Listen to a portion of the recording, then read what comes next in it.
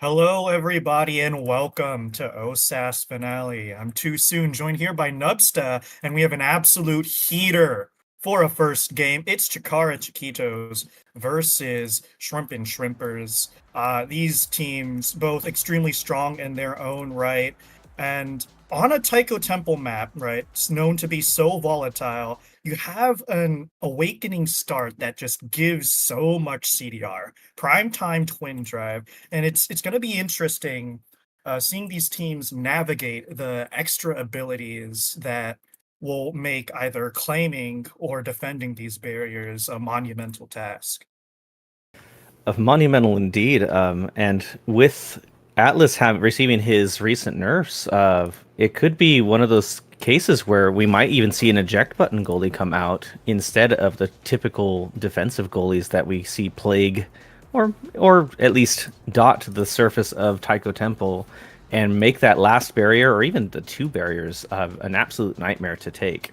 And with all these primary nerfs that have come out on cooldown with a recent patch, prime time actually starts to become a much bigger role in the environment. Being able to have two primaries in a quick succession when normally the primaries don't come out as often now with the nerfs. Prime time could be a very key pickup where normally it wouldn't be as sought after. Yeah, and looking at the drafts, you were talking about how we might see an EB goalie potential for it for the side of the Shrimp and Shrimpers. A Steam Whistle can flex a variety of characters, but I'm thinking that's him on the Rasmus. And on the other side, it is going to be a Dubu goalie into the forwards of Juno and Vice, so it is Rasmus goalie. It's interesting running the double sort of midfield here without a typical brawler. Interesting to see how they're going to try and navigate this core around the Dubu and try and get something done here. Not to mention, we have siphoning on Vice, but Juno does a lot of damage, but they don't really have the greatest KO potential, so it's really interesting how they're going to make this work. Maybe the Erasmus right there with Stream Whistle getting the first KO, but losing the barrier to Shinx. The Erasmus might be their KO converter here with the Pauldrons. Yeah, a lot of damage here, and the effects of it already being felt. Evades being burned here to deal with that supernova. One barrier down, but the core still in a good spot for the Shrimpers. And they're just trying to work this spot side barrier. Nice rollout from Firelink, just stopping everything. Better strike wars, and they do find that clear, but Steam Whistle able to reset this offense, get it into the hands of that Juno, but Misael with a nice dribbling off the top and bot sides with Strike Shot, and the Chain Lightning almost disastrous with the strike on cooldown, but able to hold onto it for now. As I say that, Caster's Curse, two flips both being used, and that's just devastating if you're Chikara Chiquitos. And the reaction check there from Kitten Ruler onto Firelink. Firelink, unfortunately, having a couple steppy rolls lose those barriers led to the situation where not only was the KO potential there to remove the striker from the field, but also they're getting these. Oh my god, it's just everywhere. Simple geometry. But these one thing about damage things that a lot of like newer players don't really understand is that you're forced to evade. And you're forced to use your energy for things other than scoring. And so having this energy economy advantage, even if you're not necessarily getting the KOs, is going to mean a lot for this team. Yeah, damage extremely easy to execute, and weird trade with the flips, but it's still one barrier apiece, and it's Shrimp and Shrimpers trying to get offense activated here, but Kitten Ruler, worse for wear, and the play will stop dead in their tracks. It's interesting to see Misael just now getting their ultimate. That Kazan was not a character, and might be taken off the map once more with the supernova. Damage really being the story here, but Chikara Chiquitos holding on for now, able to equalize the bears. Misael back in the play here, and the core is still in a good position for them. But a nice clear found by Kitten Ruler around the world. The core is going. Battle means wave with the core, but not for long there. Can't hold on to it forever, and suddenly the power play is reversed, and Chikara Chiquitos able to convert off the missed death touch of Steam Whistle. Yeah, and it actually converted earlier off of Shinx's barrier grab, seeing that the Stream Whistle had moved too far forward and using the energy burst to get it past them and secure that barrier allowed that chance to even happen in the first place. So good eye from Shinx there to find that play. Even better, keeping this offense going. Top spin in the corner. Both barriers fall in a quick succession. Bad news if you're the Shrimp and Shrimpers, but they're able to find the clear for now. Nice rollout to reactivate this offense, but the crooked leverage not quite enough. Kitten Ruler just dumping damage. Both these forwards for Shrimp and Shrimpers and Chikara Chiquitos, worse for wear. And that's a dangerous angle, but somehow not a double barrier. Stroke of luck there for Chikara Chiquitos, but unfortunately, their Ivy taken off the map. Into the top side corner we go. Nice blobs everywhere, trying to control the space, but the clear is found. Flip is whiffed, and somehow, some way, Chikara Chiquitos, they hold on. Somehow, some way, it just seems like a series of unfortunate events right now. We've got weird strikes going through people that shouldn't go through people. We've got abilities being used on the core that has left the area in multiple different ways. It's just all kinds of craziness going on both sides. But Kitten Ruler wins that final strike war against Firelink and gets this core forward and is now keeping it forward. And unfortunately, a clear down to Pato means a free shot into the bottom corner, and even their own team wasn't ready there. Yeah, creative use of that central taiko drum. We've only been seeing them play a part in Misael being taken off the map, but there are some very clever angles that you can use, and hopefully these players are aware of that. But right now, corner offense, definitely the tail right now. One barrier down for Chikara Chiquitos, trying to work this top side, get it through the two forwards. Not going to happen. Spado means wave, covers the outs, and there's one barrier down. Make that two. Fire Link not in a great position there. And Steam Whistle trying to work this top side with nice Death's Touch there. Better Whiplash, keeping it forward. And that's the shock. The chain lightning from Kid and Ruler getting the job done. And that's one of the powers of Chain Lightning, too, to hit it off the corner there behind the midfielder and then use the midfielder as your scoring opportunity to have the Chain Lightning go forward. And Firelink, unaware of that, strikes a little too early and gets struck war by that Chain Lightning for the goal. And this lets Vice get this critical heavy impact pickup. This is going to let Kitten Ruler just go absolutely crazy on the field. Yeah, and it's important to note the new awakening, Spark of Leadership, Hotshot. Hotshot already having to be denied away from this Juno, and it seems like nobody's in a sparking mood, but Leadership, also an extremely potent awakening. And I think both these players navigated the draft pretty handily.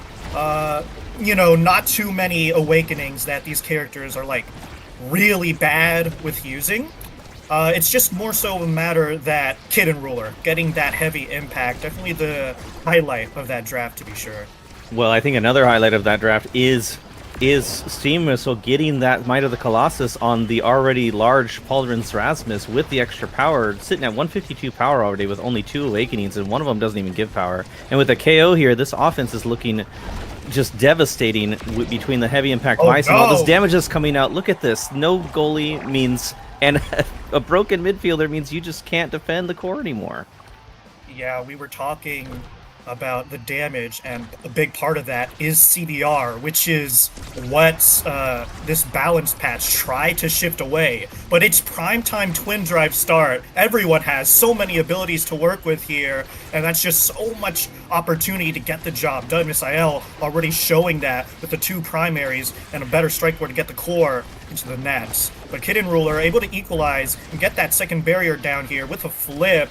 And around the world, this core going once more. Steam Whistle very confident in the net, and Misael battered and bruised again. This man has been staggered way more often than he hasn't, and they're just slow playing it, trying to get that power play going, and Firelink reads the situation wrong, and that's a second goal for Shrimp and Shrimpers. And not only is the damage coming out for Shrimp and Shrimpers and making this life for Chikara Chiquitos just absolute hell, but, I mean, look at that. Just an instant combo into death. That's the power of heavy impact Vice.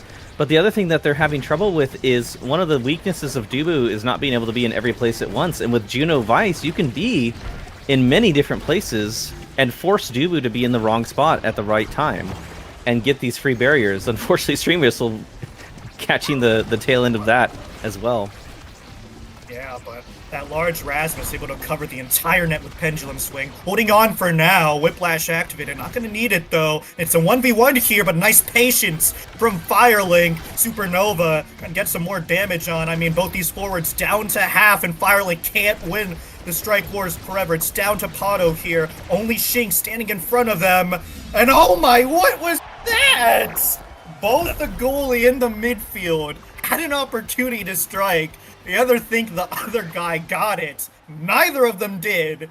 And Shrimp and Shrimpers, they take their second set with relative ease. The bystander effect, it plagues us even in the game of Omega Strikers by Odyssey Interactive, and a lot of really good awakenings here. Some that don't seem really that great in the long run. And this Imi is just full denial right now.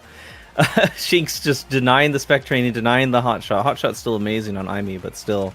But it doesn't matter, because Vice now gets the heavy impact. Juno gets the Reptile Remedy to scale even harder with Bulk Up.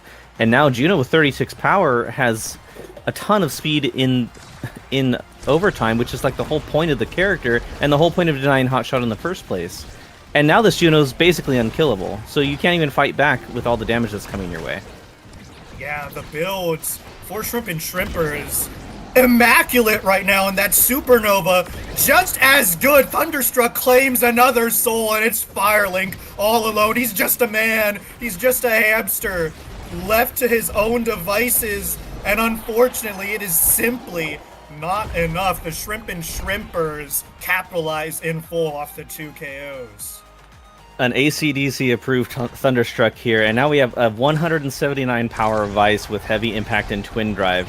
This is just feels like it's spelling doom for Chikara Chiquitos. They're going to have to pull out some absolute theatrics to get past this damage that's coming their way, and Firelink is just getting caught out here and there, having to try and be this barrier so that they can make these plays, but no! Unfortunately loses both and then dies.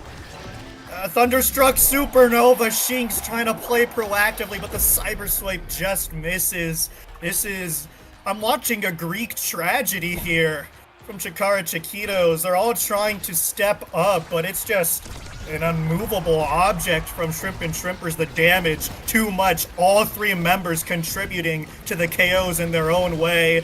And with the people down, the core control is there as well, working the corner. And somehow they're able to deal with that flip, but it's only a matter of time before it gets sent their way again. And Shinx is already staggered out of this play, really.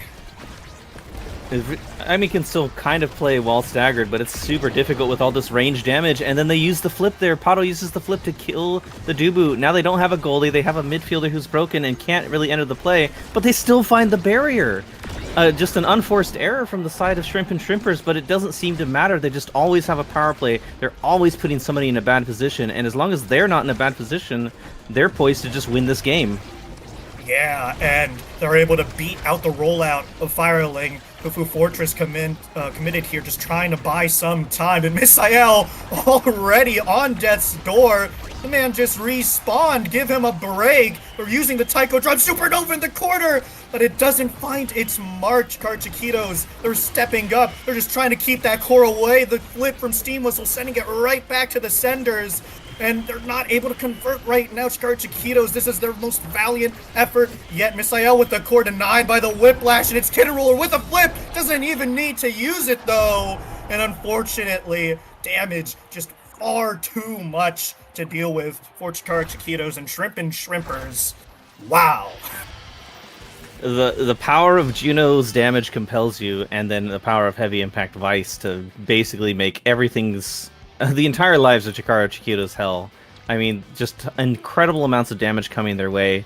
Can't even play the game. When a Kazan can play in game, he's one of the most terrifying characters in the field. But if you don't let him ever touch the core, even with the Vampiric Vambrace, he's not going to survive, and you're never going to have an offense. A single Aimi can make an offense happen, but against a Juno, already that's a difficult time for her. And against a Vice Juno, you're just asking to get KO'd half the time. Just too much damage coming your way. And just well played by Shrimp and Shrimpers, seeing their win condition, playing into it, and playing it well. Yeah, well played from Shrimp and Shrimpers, and a valiant attempt from Chikara Chiquitos. But, I mean, the story of this match was the damage, and unfortunately Chikara Chiquitos couldn't find the answers to deal with it. And that's a wrap for this game. But when we come back, more OSAS finale, so don't go anywhere.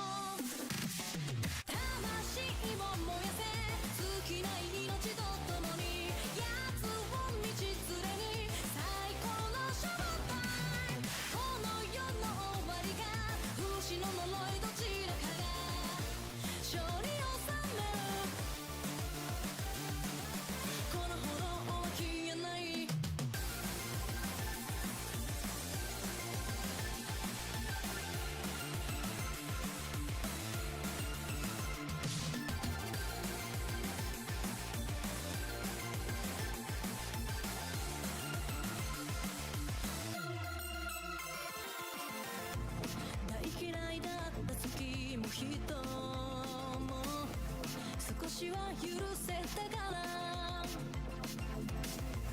恨むことにも飽きたしたださまようだけの抜け殻には興味がないの不自然に揺れる森の先へ突き立てた指豪華に抱かれる準備はいい魂を燃やせ生きてる証を探そう私一人では見つけられない永遠の苦しみも切なの安らぎとなれ胸を焦がす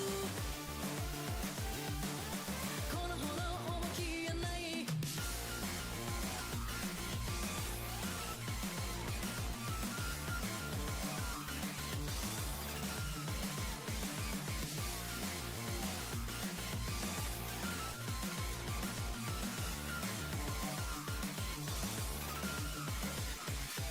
魂を燃やせ尽きない命と共に二人ならきっと分かり合える聖なる裁きか気まぐれな戯れかはどうでもいいや魂を燃やせ尽きない命と共に退屈しのぎに最高のシャワータイムこの世の終わりか不死の呪いどちらかが勝利を収め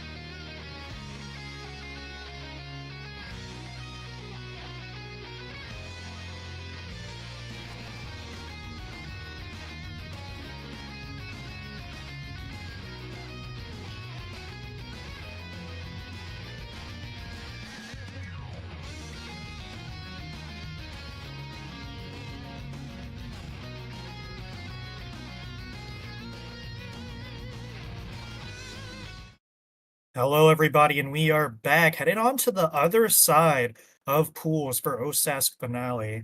We have for you Seraphim Crimson versus Hooked on Goth Cats, and this time instead of Taiko Temple, we're headed into another fan favorite, Night Market on an Orbret built diff start. So what do you think about that? I think Orb Rep is still not that great, and probably everyone's going to take Built Different, but I could be proven wrong. We'll see. OSAS is definitely a place to be uh, innovative and niche. A lot of OSAS players tend to have this niche that they tend to fill, and if they're very good at that niche, some of the newer OSAS players don't necessarily know how to fight it. So maybe there could be somebody that's been documenting how to use Orb Rep here that I've never really considered, and they're going to bust something out and surprise us all, or we're just going to see a bunch of built difference. Yeah, and speaking of niches, there's a character here that's slowly going to expand. There's Era, picked up by Seraphim Crimson, and if y'all have not played on this new patch, Era Beam is actually like super duper crazy now. It's insane. It goes off instantly, and now you just have a big Era controlling all this space. And Seraphim Crimson always a little unorthodox with their drafting. Mako forward for Malachi there because Yugo will never ever touch a melee goalie. That's him on the Finny. And I mean, very obscure comp from Crimson into a more tried and true, more standard in sort of composition with the X Aimi and Akai on the momentum boots, by the way, to back it up. But like you said, Nutsta, nobody's an Orbret believer. Everyone's taking build diff. It's trying to be built a little different here, and one person who is built different is Master X Malachi on this Mako forward. Basically has been playing Mako forward almost since release, I want to say, and has been part of OSAS since, I believe, OSAS 2.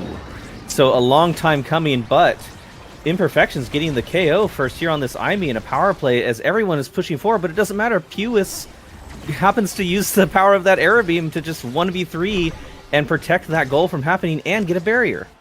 Yeah, calamity averted off that power play for Seraphim Crimson, but it's now Pewis looking staggered. Never mind, damage not going to matter. The pass was not cut. Communication between Kappa Imperfections, pristine, and that shot is good topside. Pristine indeed. Nobody really covering that pass up to the middle, and Kappa in the right spot, ready to go. And look at these insta beams just being such a plague now.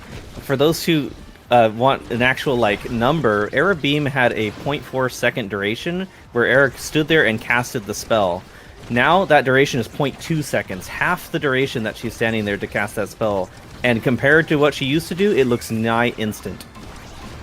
Yeah, night and day.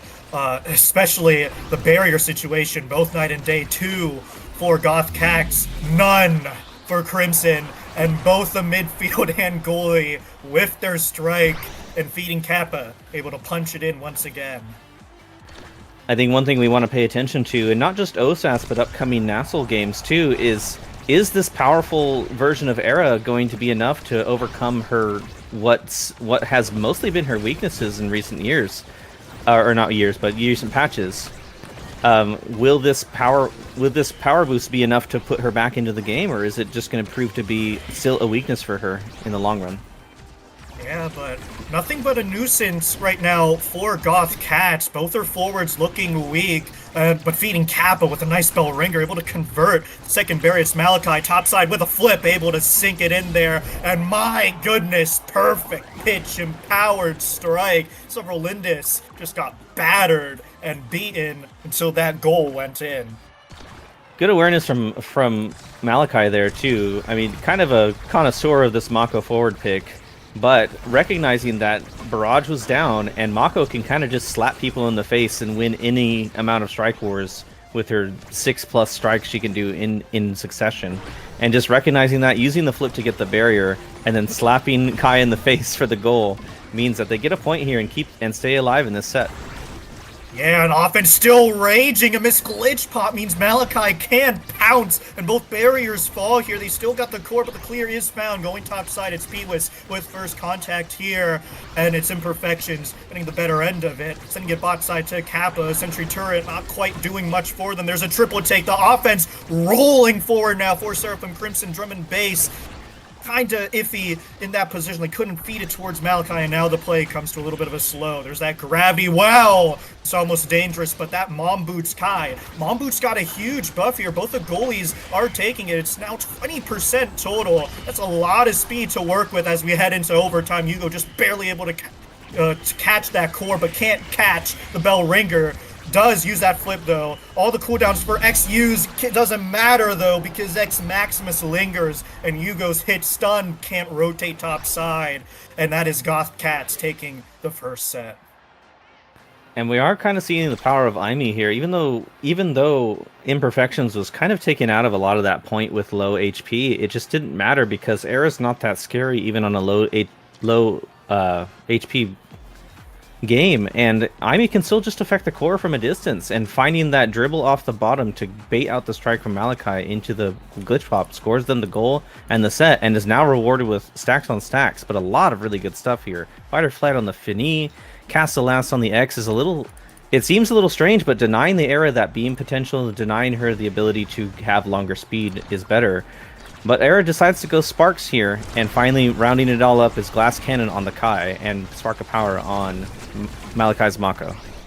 Yeah, pretty satisfactory draft for both these teams, especially with leadership back in rotation. Having two players able to scale with that leadership could be the difference maker, but right now the difference being made is the fact that P was taken off the board from beating Kappa, but the power play not able to convert this second barrier yet. Barrage goes wide and the core drifts into dead space. Era's back online here, and Crimson, it's their turn to get something rolling here. Triple take, keeping it forward, and that's the back from Perfect Pitch. There's equalization now here, and Malachi just misses bot's side, but wins the second strike war. Second barrier falls, and a little bit of miscommunication there as the core just waltzes into the net basically for free.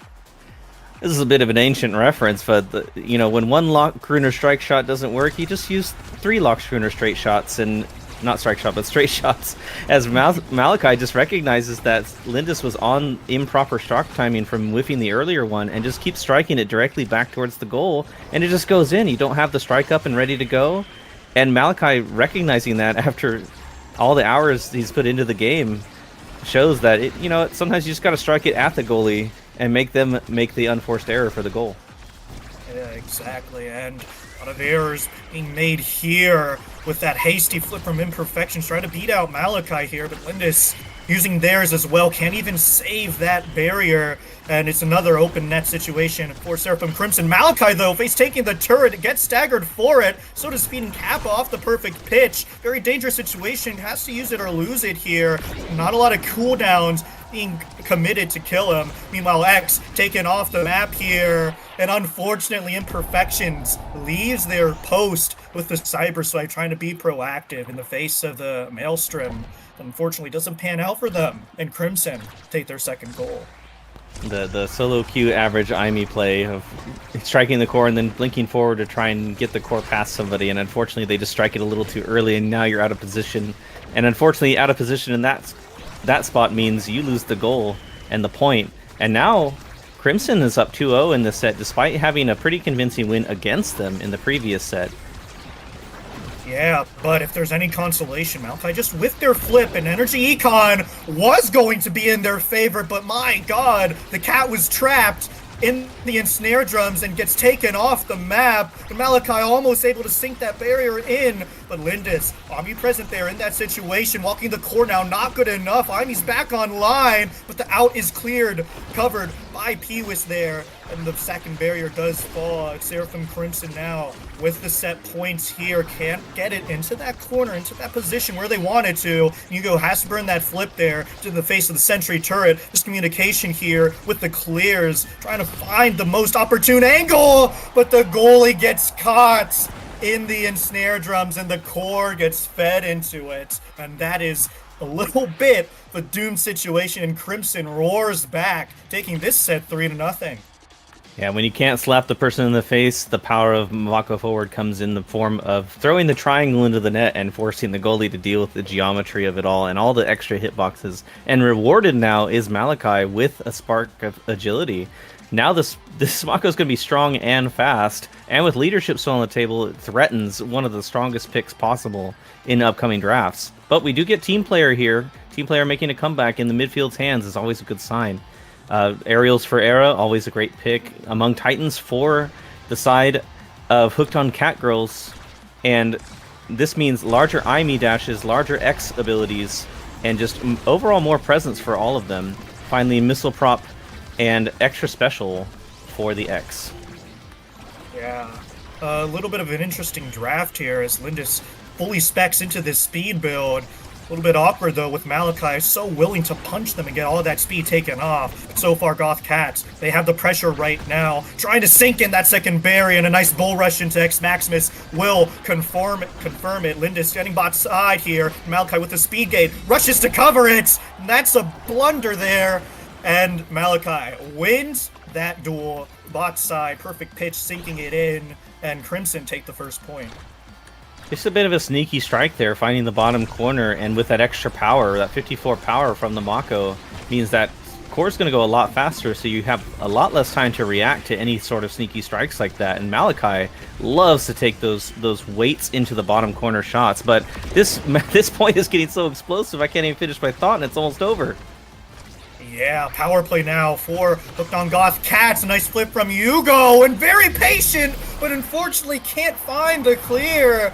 Navigated the cyber swipe, but Lindis covering that out, feeding it right back to Kappa, and he's able to sink it top side. And Goth Cats, very good point for them. Look at the energy economy. It's very decidedly in their favor, and if they can try and get something going here with these flips, it might be a second point in quick succession.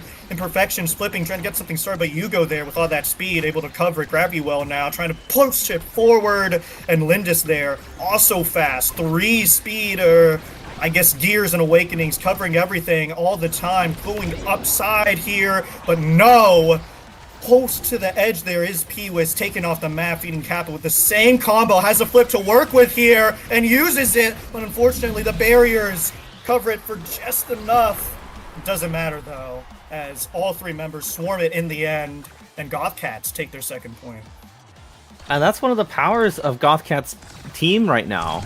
The side of Crimson doesn't really have a great way to threaten somebody that's sitting close to the edge. So Goth Cats can just keep the core along the edge, force people into these bad scenarios, and they have 2 forms of dash punch. You saw right there that Kappa tried to go for one but got knocked out of it by the flip as Malachi saw it coming in. And now, though Goth Cats are on the back foot, they always have the ability to throw the core into the bottom and keep it out of the hands of the enemy forwards. And Imperfections back to being healthy, and has a flip to work with here. Just have to get that core into the goal net, and using it there, almost had a cheeky night market angle, but Hugo very aware of it. The only dangerous angle with both the forwards covering the direct option, and now the core finally able to wander into Goth Cat's territory, but missed strike force means it's all over for them. Seraphim Crimson, several Lindis pushing up, acting like the midfield, and it pays off as Kappa able to strike reset with the X Maximus, and back and forth this set is going, but Goth Cats take the second one. Kappa is so big that they can just sit right there in the center area, and it forces Hugo and Peewis to keep it in one corner, and that allows Goth Cats to just collapse into the corner, and even in that case allow their goalie to find that pressure and then force the core into an open spot that Kappa can just strike it in with strike and ult. And here we are. Here's Big Fish. This X is enormous. The Aimee has to deny Spark the leadership, but she doesn't mind getting some of those stats. And Kai actually takes the speed away from Era, but it doesn't matter because Super Surge is there. It's just, Era's got a fast build, and Kai's got some fast builds going on, but this X that's already been proving to score quite well is now enormous. How do you get this core around this guy? Look at that. The answer is you don't. Bellringer into the strike reset. Both barriers down. It's a McDouble for Goth Cats, who are just outmaneuvering Seraphim Crimson, it seems like, but that was very dangerous. Goth Cats fortunate that only resulted in one barrier being lost there, and we're working top side here. P was just dumping it into the corner, but the clear is found. It's in the hands of Feeding Kappa, who almost finds a kill, and unfortunately we'll have to settle with this forward pressure. And that's a trade he's willing to take. Staggered, but still finds the goal in the end. Goth Cat striking first for this fourth set. And just a slightly misangled clear there from Yugo means that the giant X can grab it from out of the void and throw it into your goal box anyway. He doesn't care if he's going to lose at children's card games. He'll play the game from the Shadow Realm with the size he's got right now. Yeah, towering over the entirety of Seraphim Crimson, but Imperfections beating their post once again, and that's a free shot for Malachi. Seraphim Crimson, open net situation for them, feeding it forward, but can't find the finishing touch here. A lot of dead space, free out clears for Goth Cats as they're looking to swarm top side, but it's Malachi fast with a flip, and Lindis uses their first 3 flips used in a quick succession just to hold on. Fourth, my goodness, everybody flipping, trying to keep their dreams alive. Unfortunately for them, Seraphim Crimson, their second barrier drops, and so does the goalie off a glitch pop. Power play now for Goth Cats. Feeding Kappa gets another one, and it's just Peewis all alone with no cooldowns to help supplement the defense. Gave it their all, but my goodness, Goth Cats making everything happen for them. And that was good pressure from Goth Cats to force Yugo into such a situation that they're going to take so much damage. And one of the only downsides to running the Fini goalie is just how little HP she has and how pressured she can be with the right amount of damage in her face. And that forces Yugo into, look, even another similar spot. Here they are, another KO. And with the flipping ready to go, they're almost gonna close this game out, but oh no, they lose the barrier even amongst the power play, and with no energy, how do they make this happen? Here comes the barrage, and right into the strike, and there they go. Goth Cats, with the extreme pressure they were able to put on with this massive X and the typical Imi Kai pressure, it's just too much to handle for Seraphim Crimson, and Goth Cats take it. Yeah, the towering size from X and then the speed on Imi and Kai. I mean, Lindis was just pushing up, not a care in the world. And I mean, why would you have one? You got Mom Boots, Glass Cannon, among Titans. You have all the speed in the world just to get the core before Crimson can get anything set up. And with X disrupting the tempo by finding all these kills, it was just a bit of a checkmate situation for Seraphim Crimson. They can never get anything started, and Goth Cats really min-maxing their builds, using them to the fullest, and keeping Seraphim Crimson on the back foot. I feel like I could hear Dropletto from the ethers just like quietly whispering to himself, X-Lore, X-Lore, X-Lore. This was Kappa's game to lose, and he was not, or they were not looking to lose it. 5 KOs, 8 goals, and it doesn't even matter. 88 redirects, who cares? They knew they were the midfielder and goalie were going to get the core to them, and they just took over the game once they got too big. Yeah, we'll play from Goth Cats, and when we come back, it's going to be more OSAS finale, so don't go anywhere, and we'll be right back.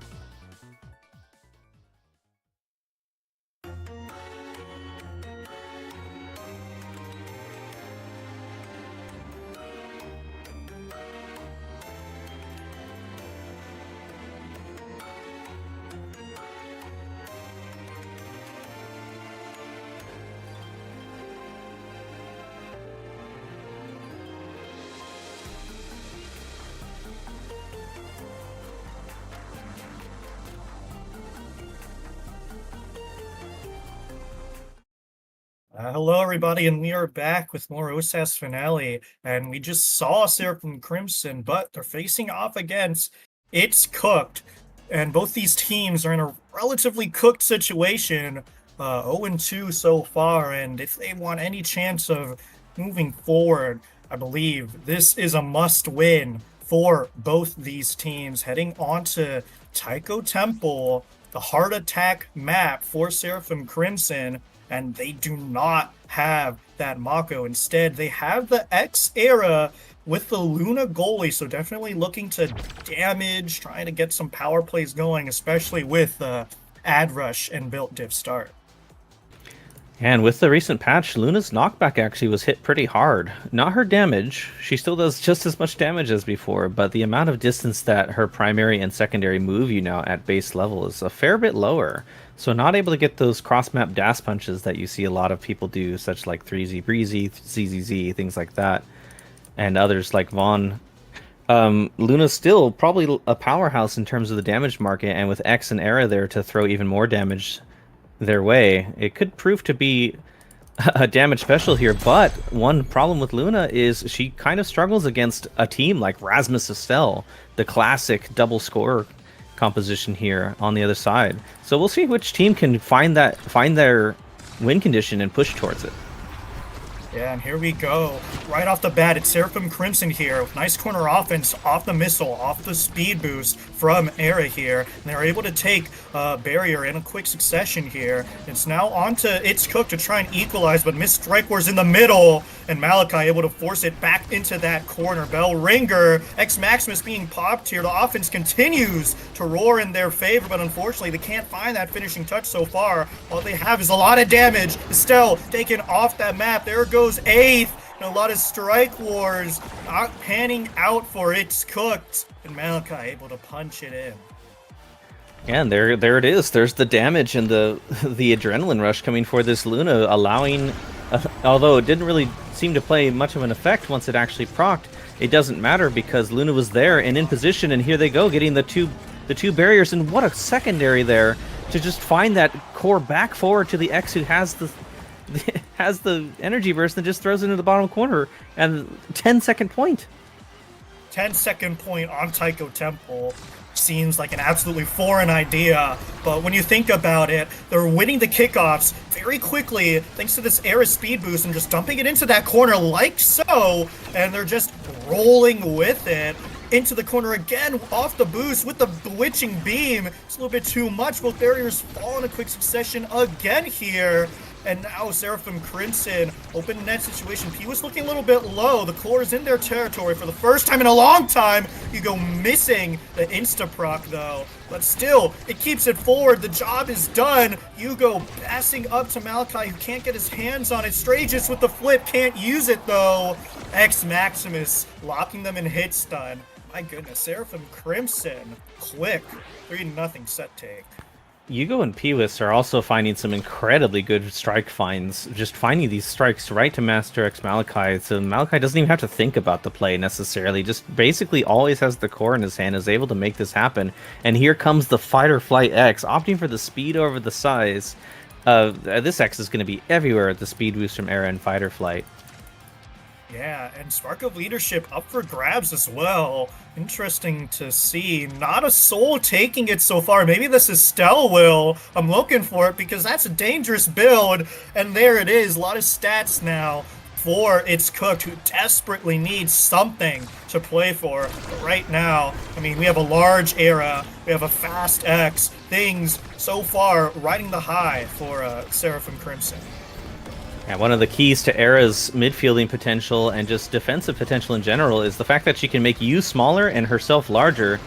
And now when she's already way larger than you, it just makes that job even easier. But a great pendulum swing from Laplation finds the goal there, and there it is. That's the combo of Rasmus Estelle. Just the double primary in the face of Luna. Luna has no way to deal with that a lot of the time.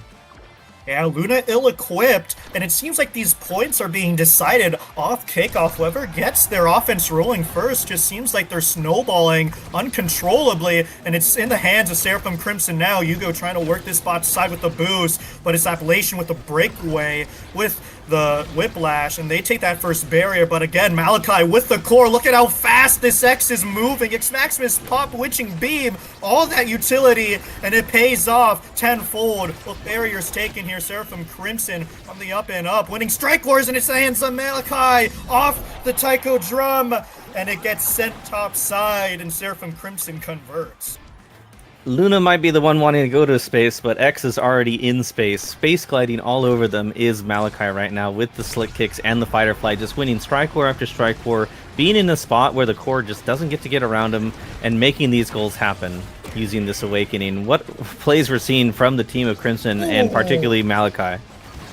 Yeah, but that was Hugo there, covering out with the boost. Both barriers falling once more, 2 flips to work with, and although they lose one barrier here, that defensive hold is going to do the job. Both flips committed, though. Nice rose warp there. Perfect pitch. All 3 members now, or 2, because Strage is not being touched. A little bit worse for wear here, and snare drums, drumming bass, just trying to get the core away, but that X so large, and Laplation taken off the board here, passing up to Pewis. There's the magical maelstrom, but unfortunately the core just not cooperating with what they're trying to do. Hugo now into the fray, and that chaos is just what Seraphim Crimson need to sink in this second point.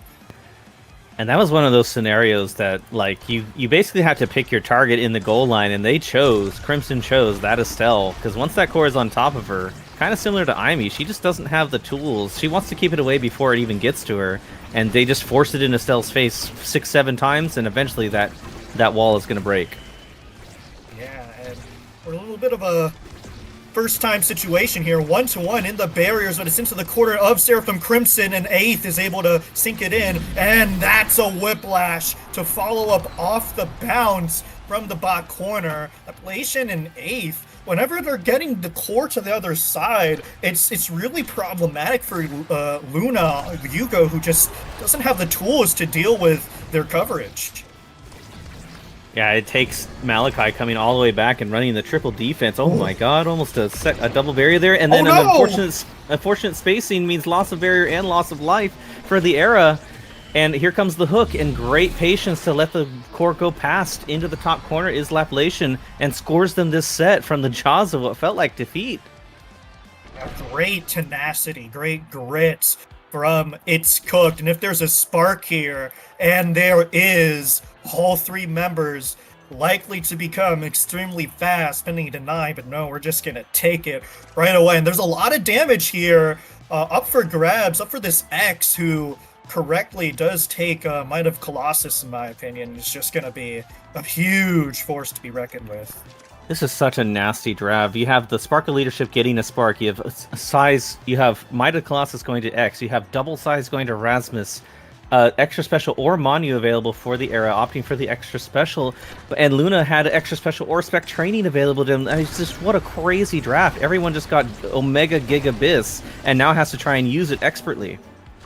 Yeah, and unfortunately for Hugo, not an expert usage of that boost. One barrier down, but Laplation staggered. That recovery drone already procced because Bellringer just covers an entire lane. This X is massive. Slow playing it, can't get that fortunate bounce, but it's working bot side, and they're able to recover. Malachi down and out for the count. Very battered and bruised here, but does his job, gets both barriers, and now it's up to Pewis and Hugo to hold until he's healthy enough, get back into the play. And so far, good job from Laplation in 8th, keeping it in the corner, but a rare blunder. Strange was seeing red, and it just waltzes right by Laplation, and that's a cheeky goal for Seraphim Crimson.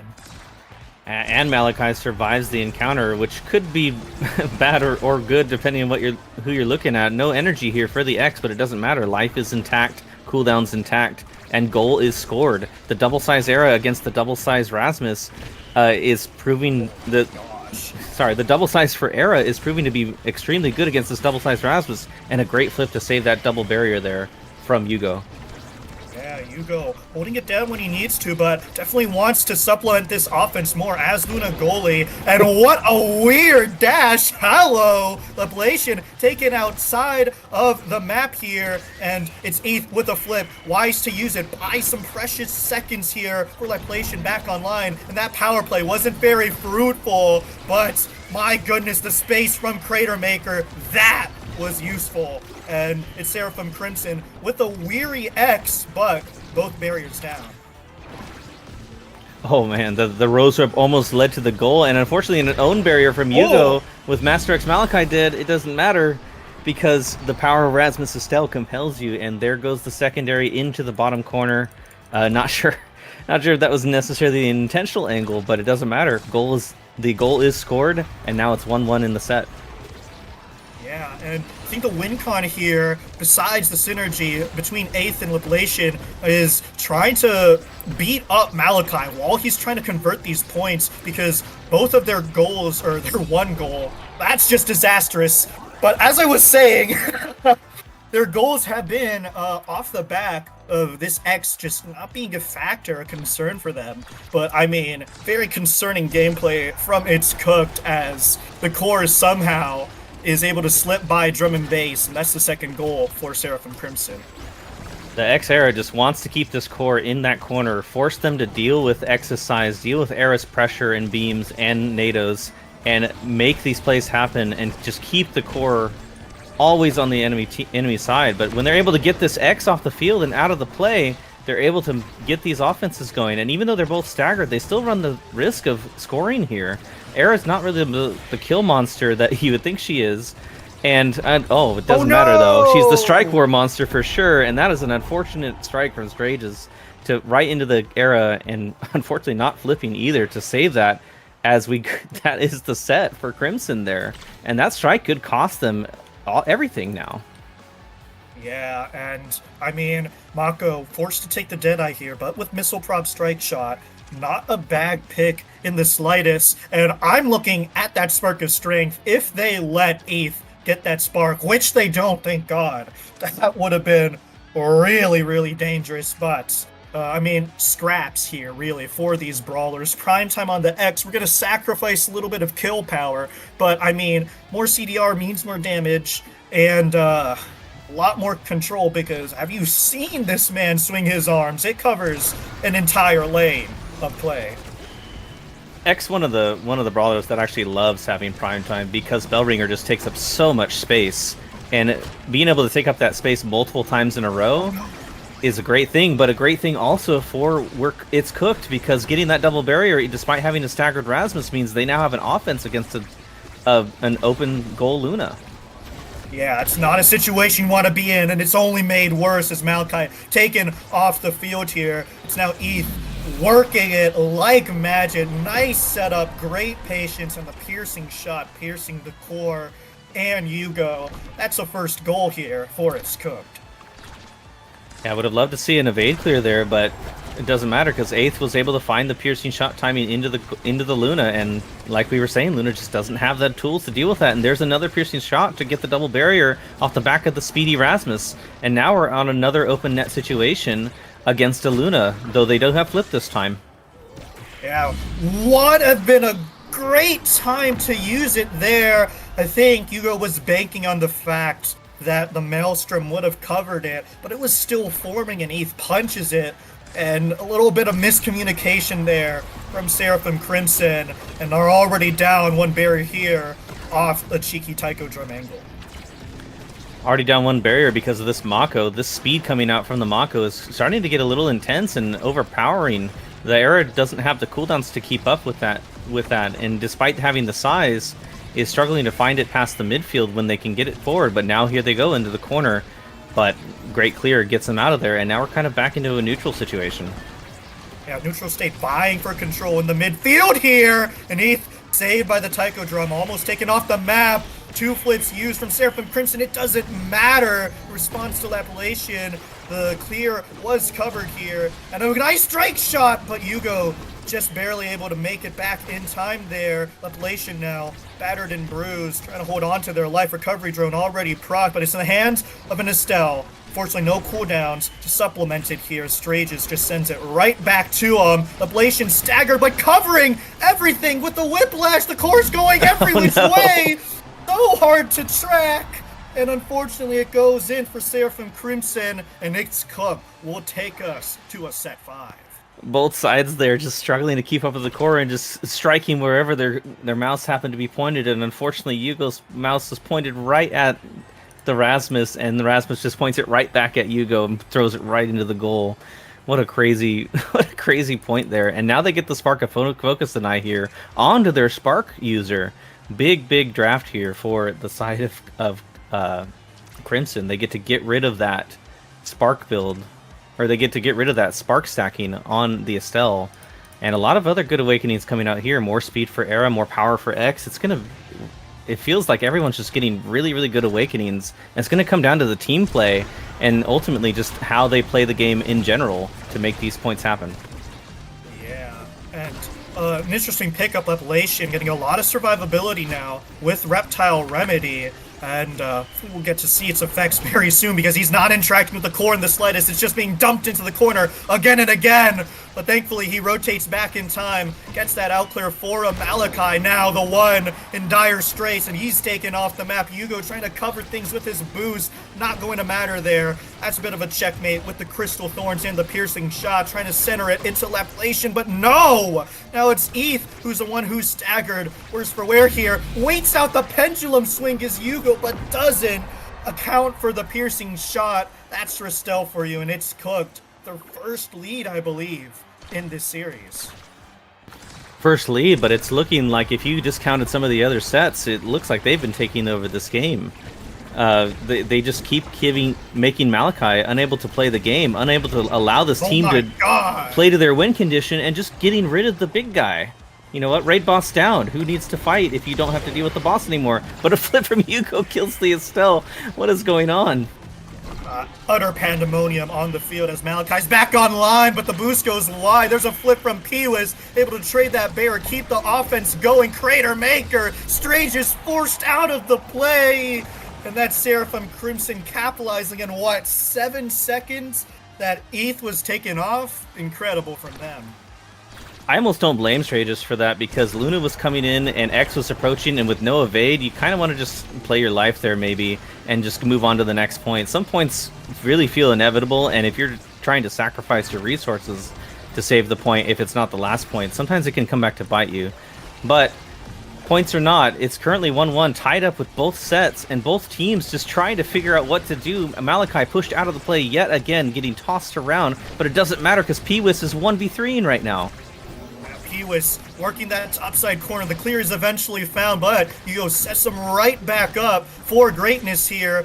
Craziness with the Taiko angle and the Rosework not quite connecting. Recovery drone is proc there, avoids the power play, but that second barrier does fall. Malachi a little bit damaged here, but that open net there for Seraphim Crimson, and Snare Drums connects onto the core, and it goes red. Appellation now with the 1 in a 1v2, and he is able to convert because Yugo boost goes a little bit awry there, and it's an open net situation. There's a flip from Stranges, but he's reaction checked by old man Malachi, and he's able to sink it in.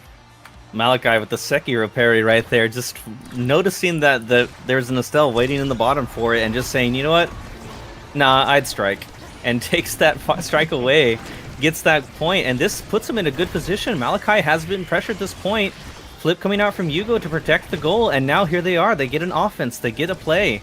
The boost even keeping the play forward, and the tornado setting it up. But no Malachi present means no barrier quite yet. It's really struggling. Everyone's in the corner. Everything's going crazy.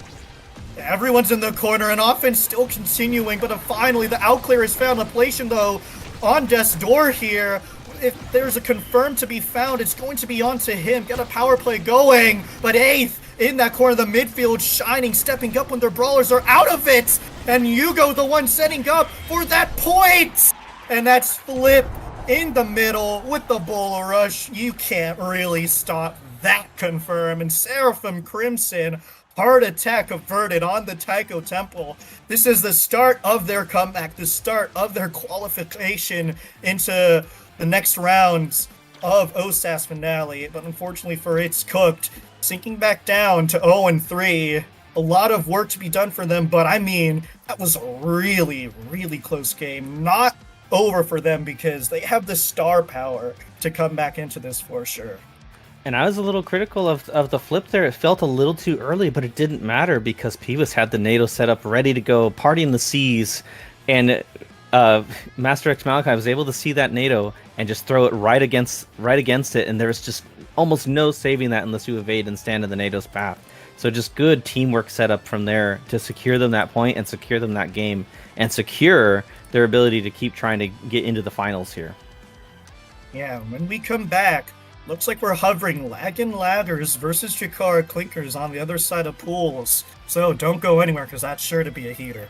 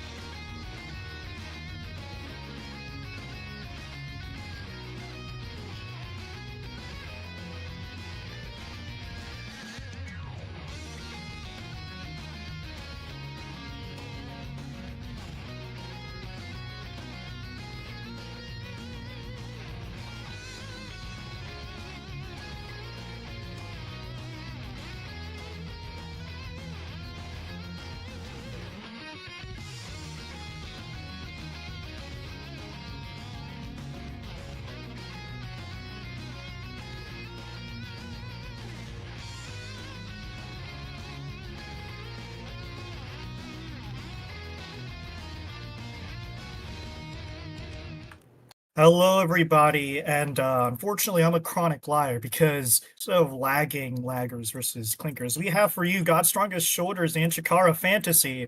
So, can't count on me to predict the next match nor hold it down in the goal arc, but these goalies definitely can do it better than me. And I mean, Chikara Fantasy, what a stacked team they got. Displacer Cat in the goalie, Social Fox in the midfield, 70 Pirates on the forward. It's absolute cinema from them, but God's Strongest Soldiers, definitely not a team to scoff at either. They have pulled off some incredible upsets, big names on their team as well, and we're headed once again to Taiko Temple, but this time got a Glass Cannon Adrush start, so either we're going to see power play diffs or some speed gates happening here, in my opinion.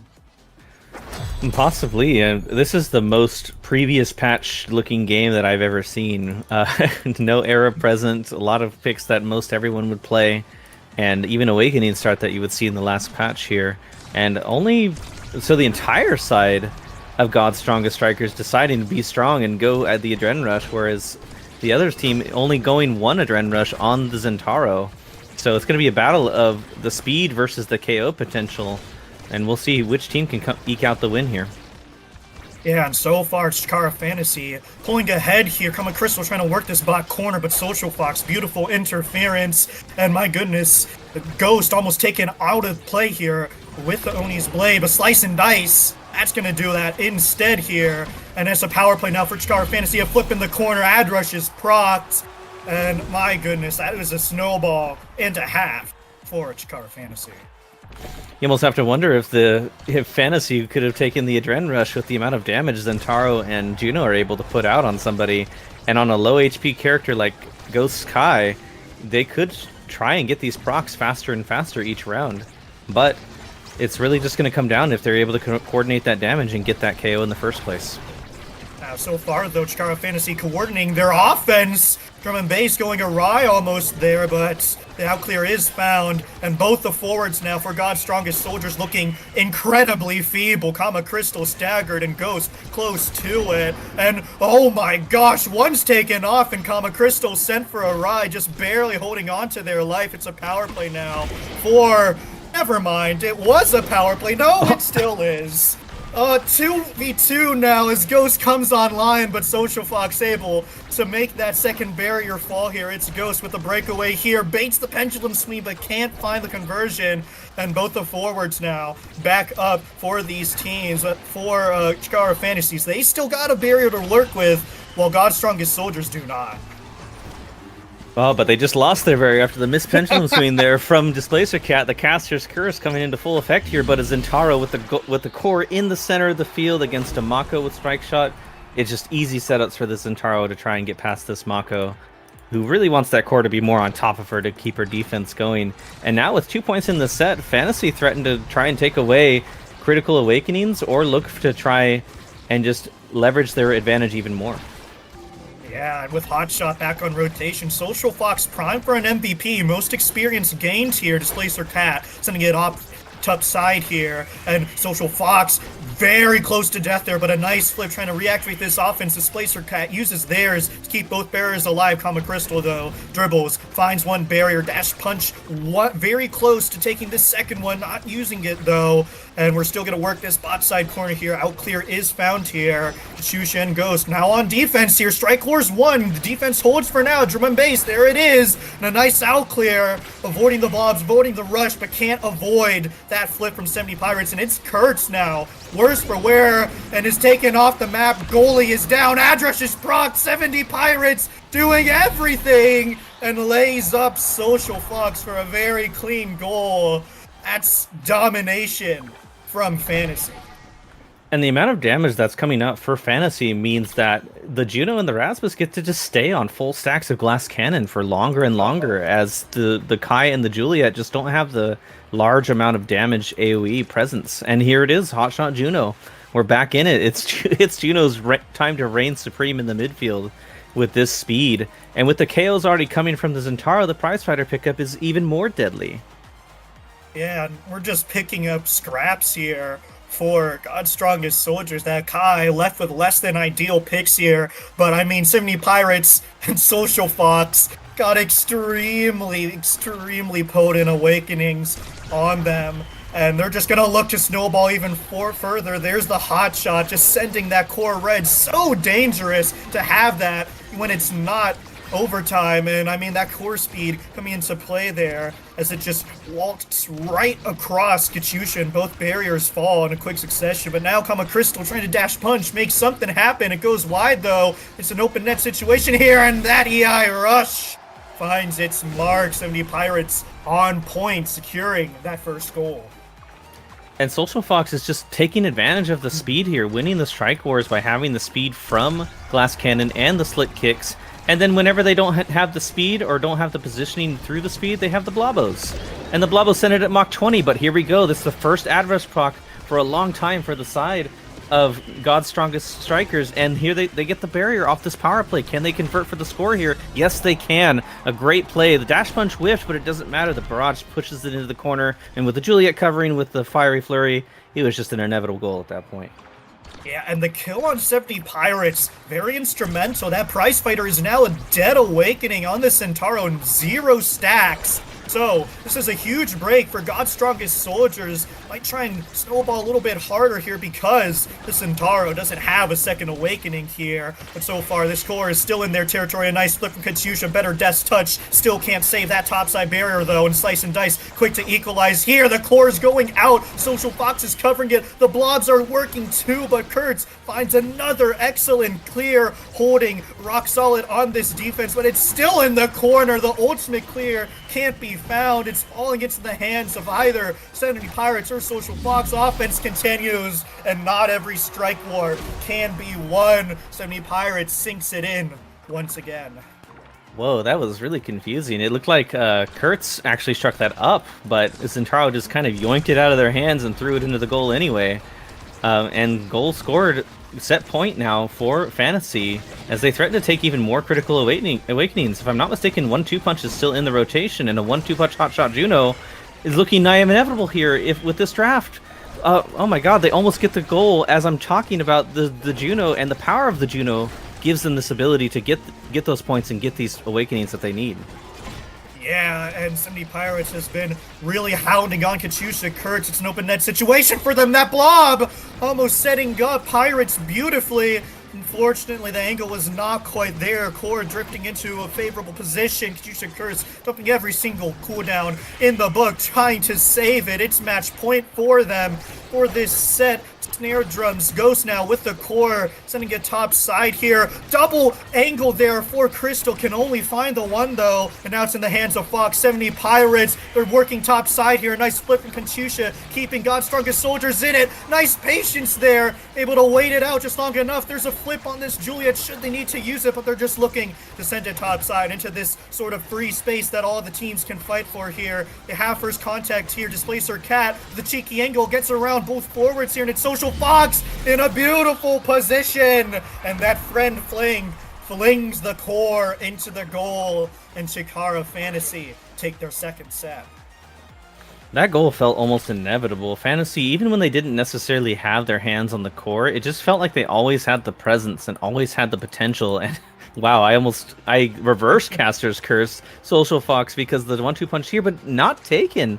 Choosing to take the fighter flight over the speed, opting to allow the Zentaro to grab the 1-2 punch instead. Interesting choice here, but we'll see if they're able to utilize it and get these prize fighter stacks going on the Zentaro.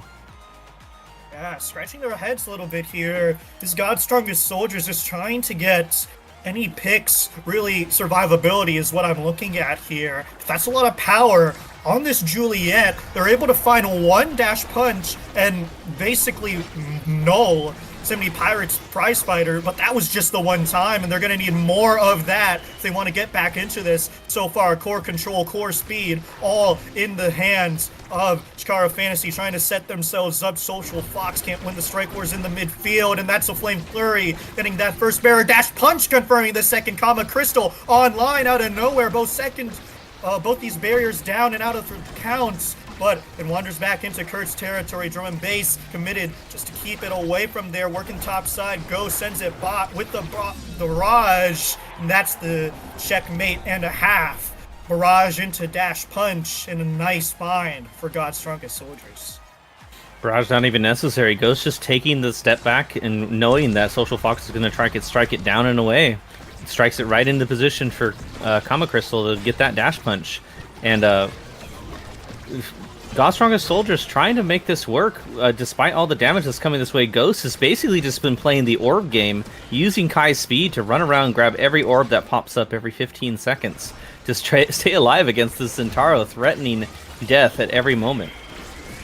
Yeah, and all of a sudden it's 70 Pirates taken out. Prize Fighter dead once more. It's a power play now for God's Strongest Soldiers. Ad rush proc on Kama Crystal. That dash punch is online. Can't find the core with it though. Still, that second barrier falls, but so does Ghost. Off the flip, and all of a sudden it's a complete reversal. Core now in the hands of Social Fox, trying to set up 70 Pirates with that perfect pitch, perfect in the corner. It will find the clear, and Ghost now back online. Kama Crystal now has a flip to work with. It's gonna get to them eventually, but the question is when, because right now Social Fox and Pirates doing a great job keeping it into the field of Kachusa Kurtz, who has taken so much damage out of nowhere. And there's a core speed coming into play. Hot shot plus overtime. Absolutely lethal combo to have on this Juno.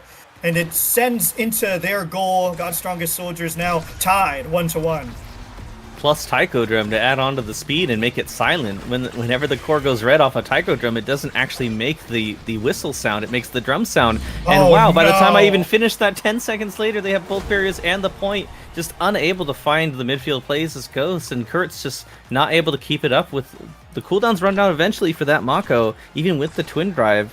And they're just able to strike it around and strike it in. And the power of this Juno Zentaro is really starting to come to bear, even more so now. Just tons of core control, tons of damage, and tons of field presence.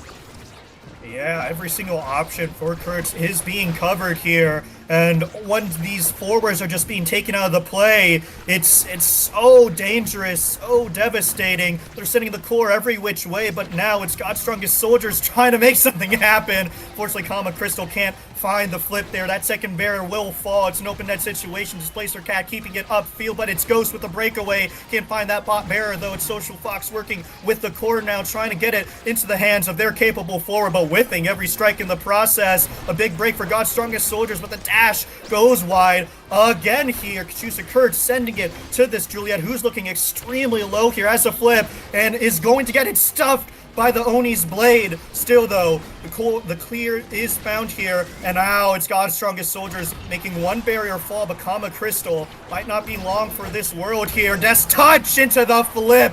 There goes Juliet. Power play now. Whiplash. Everything's making the core go red. God's Strongest Soldiers, they need to exercise extreme caution, extreme patience. And so far, they're doing a great job. And they've navigated that power play. Kama Crystal back online. Has some cooldowns. It's Ghost and Social Fox tangoing in the midfield. Sending it every which way. It's 70 Pirates. First contact. No. Gets hit stunned. God's Strongest Soldiers, an extreme display of grit. They're holding on for as long as possible, but the Zentaro can't find that mark either. I'm running out of breath, Nubsta, please take it away.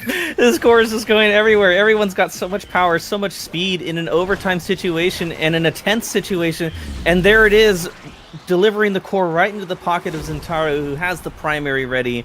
And a near unsavable situation in some cases for the Mako to try and snipe it away from the Zentaro. Not able to do it is Kurtz, and able to take this game and put them 4-0 in the round robin is Chikara Fantasy.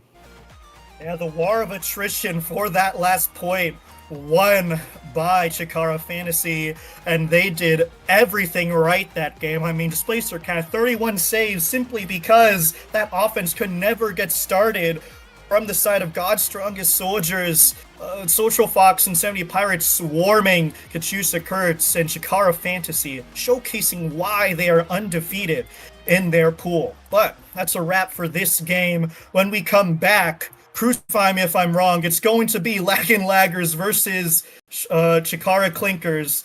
So please do not go anywhere. We'll be back with another banger.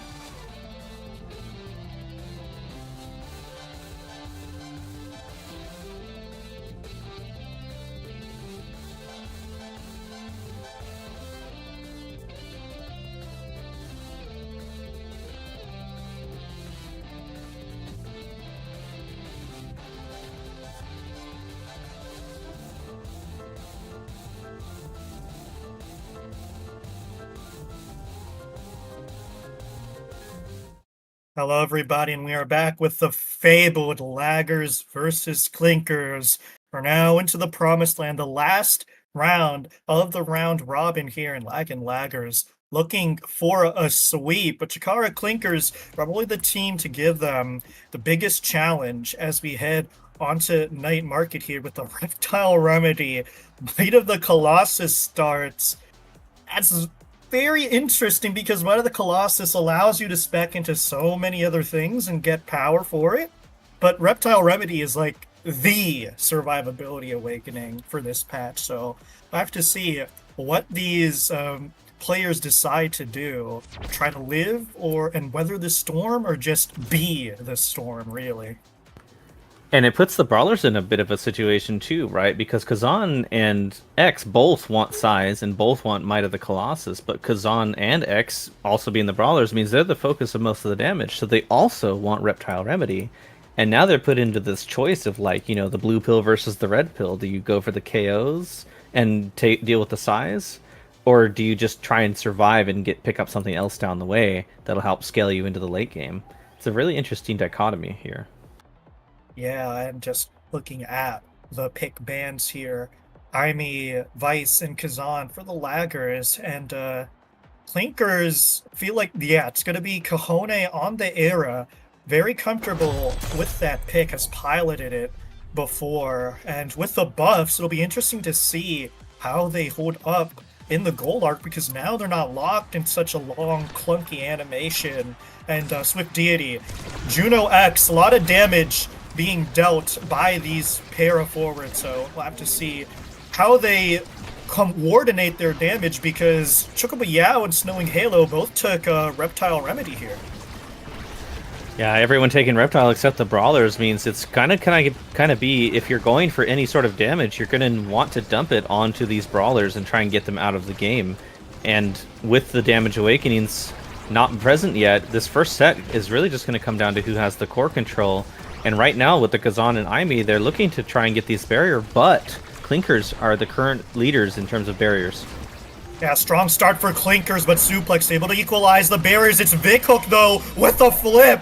All alone, uncontested. Snowing Halo out of the play, and Chocobo Yao just getting back with the eject button. That's an easy shot for Vic Blade, Vic Hook, top side.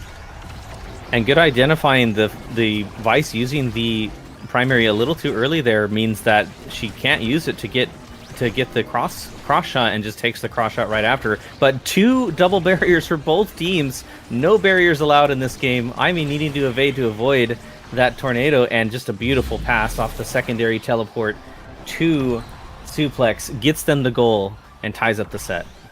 Great coverage from this Vice, just lingering around with the secondary, securing that second barrier, and also securing that pass, as you mentioned. And a big part as to why this is possible is not only EB reducing the cooldown, but also in the patch notes. Vice secondary got a lowered cooldown, and Chocobo Yao, not afraid to step up and supplement this offense in the slightest. Supernova, though, will be used defensively, and there she goes. Vice in the midfield, covering every single clear from Kahone. Nice bewitching beam, but unfortunately can't win that strike war there. Suplex sinks another one topside.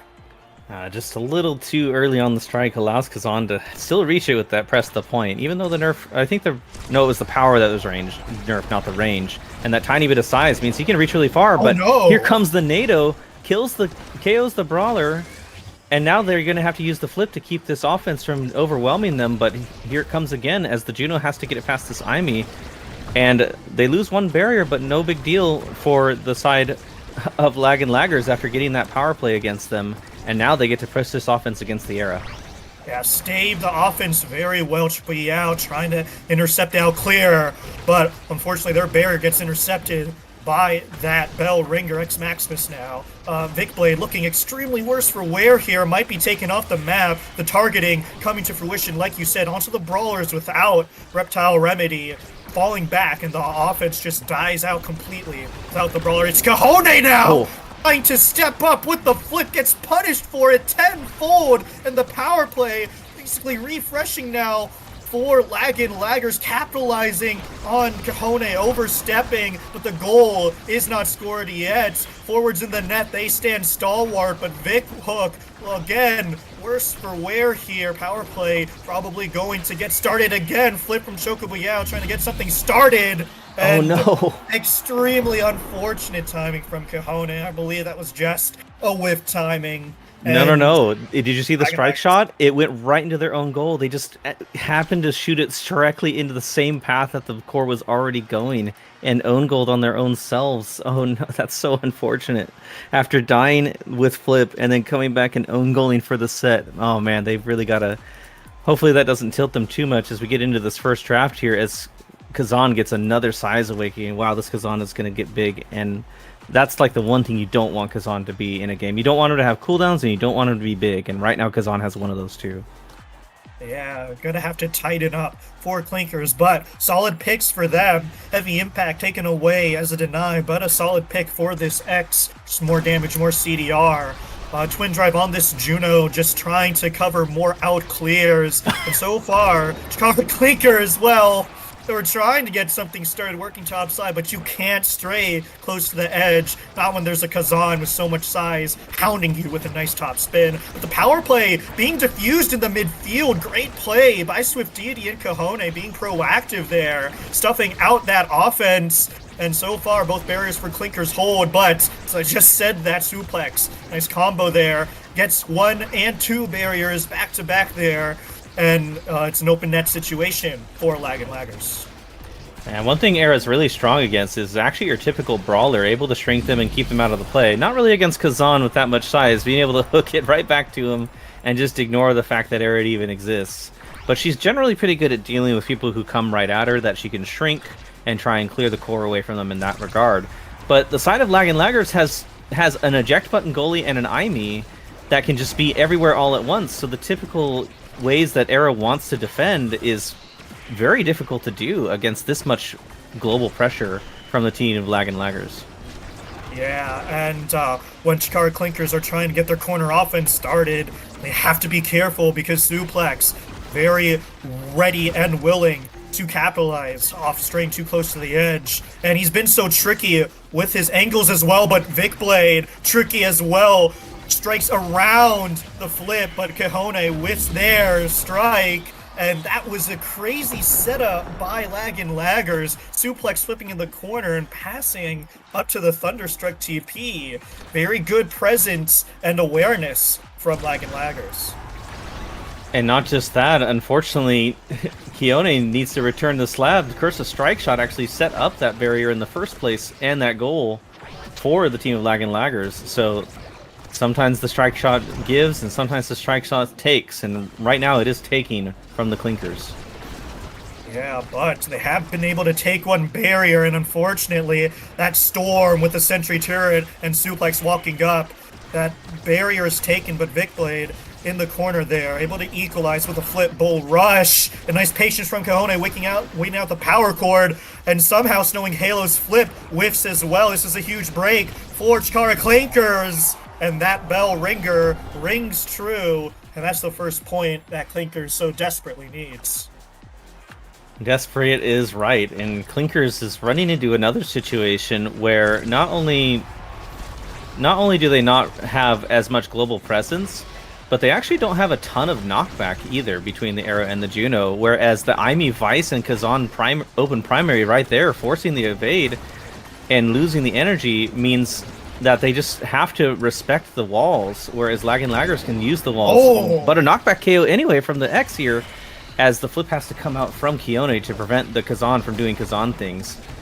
Yeah, but still with the core is the Kazan. Chocobo Yao almost able to walk in and secure that goal on this open net here. But Chikara Clinkers hold on for now. They got something going here, but it's Suplex running interference, cutting the passes and cutting the opportunities to find these barriers here. With that strike, that would have been an easy goal for them.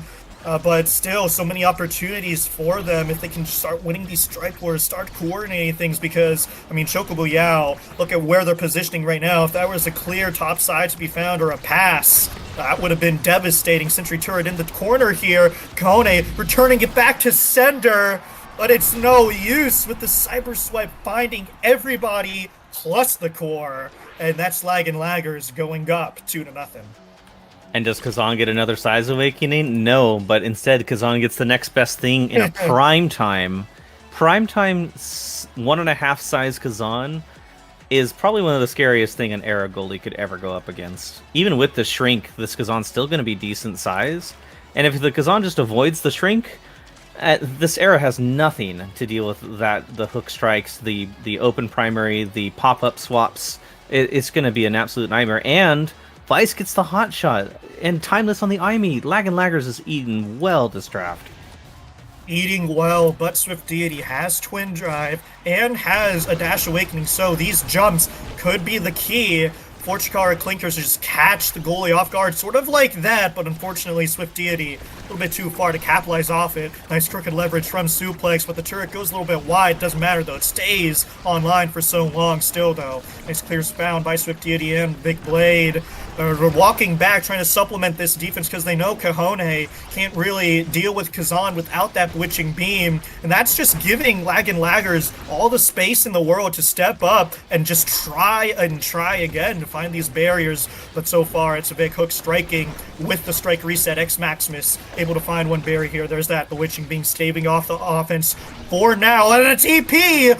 Oh, it's beautiful from Chocobo Yao. And there's that second barrier gone in an instant. It's Swift Deity now in a one-on-one with the blobs to help. A little bit of a lagging situation there. Hello, but something Chikara Clinkers will desperately take. Everything being used on the defense here while the goalie's internet tries to stabilize. But we have 2 flips to work with here on the side of Clinkers, and they have a team player in overtime. This is their best opportunity yet if they can just get something going here, and the core's going red. It forces a flip, and Kahone able to walk where they need to, uses that flip in a good timing. Vic Blade has theirs, but they find a clear top-sided suplex with a flip now.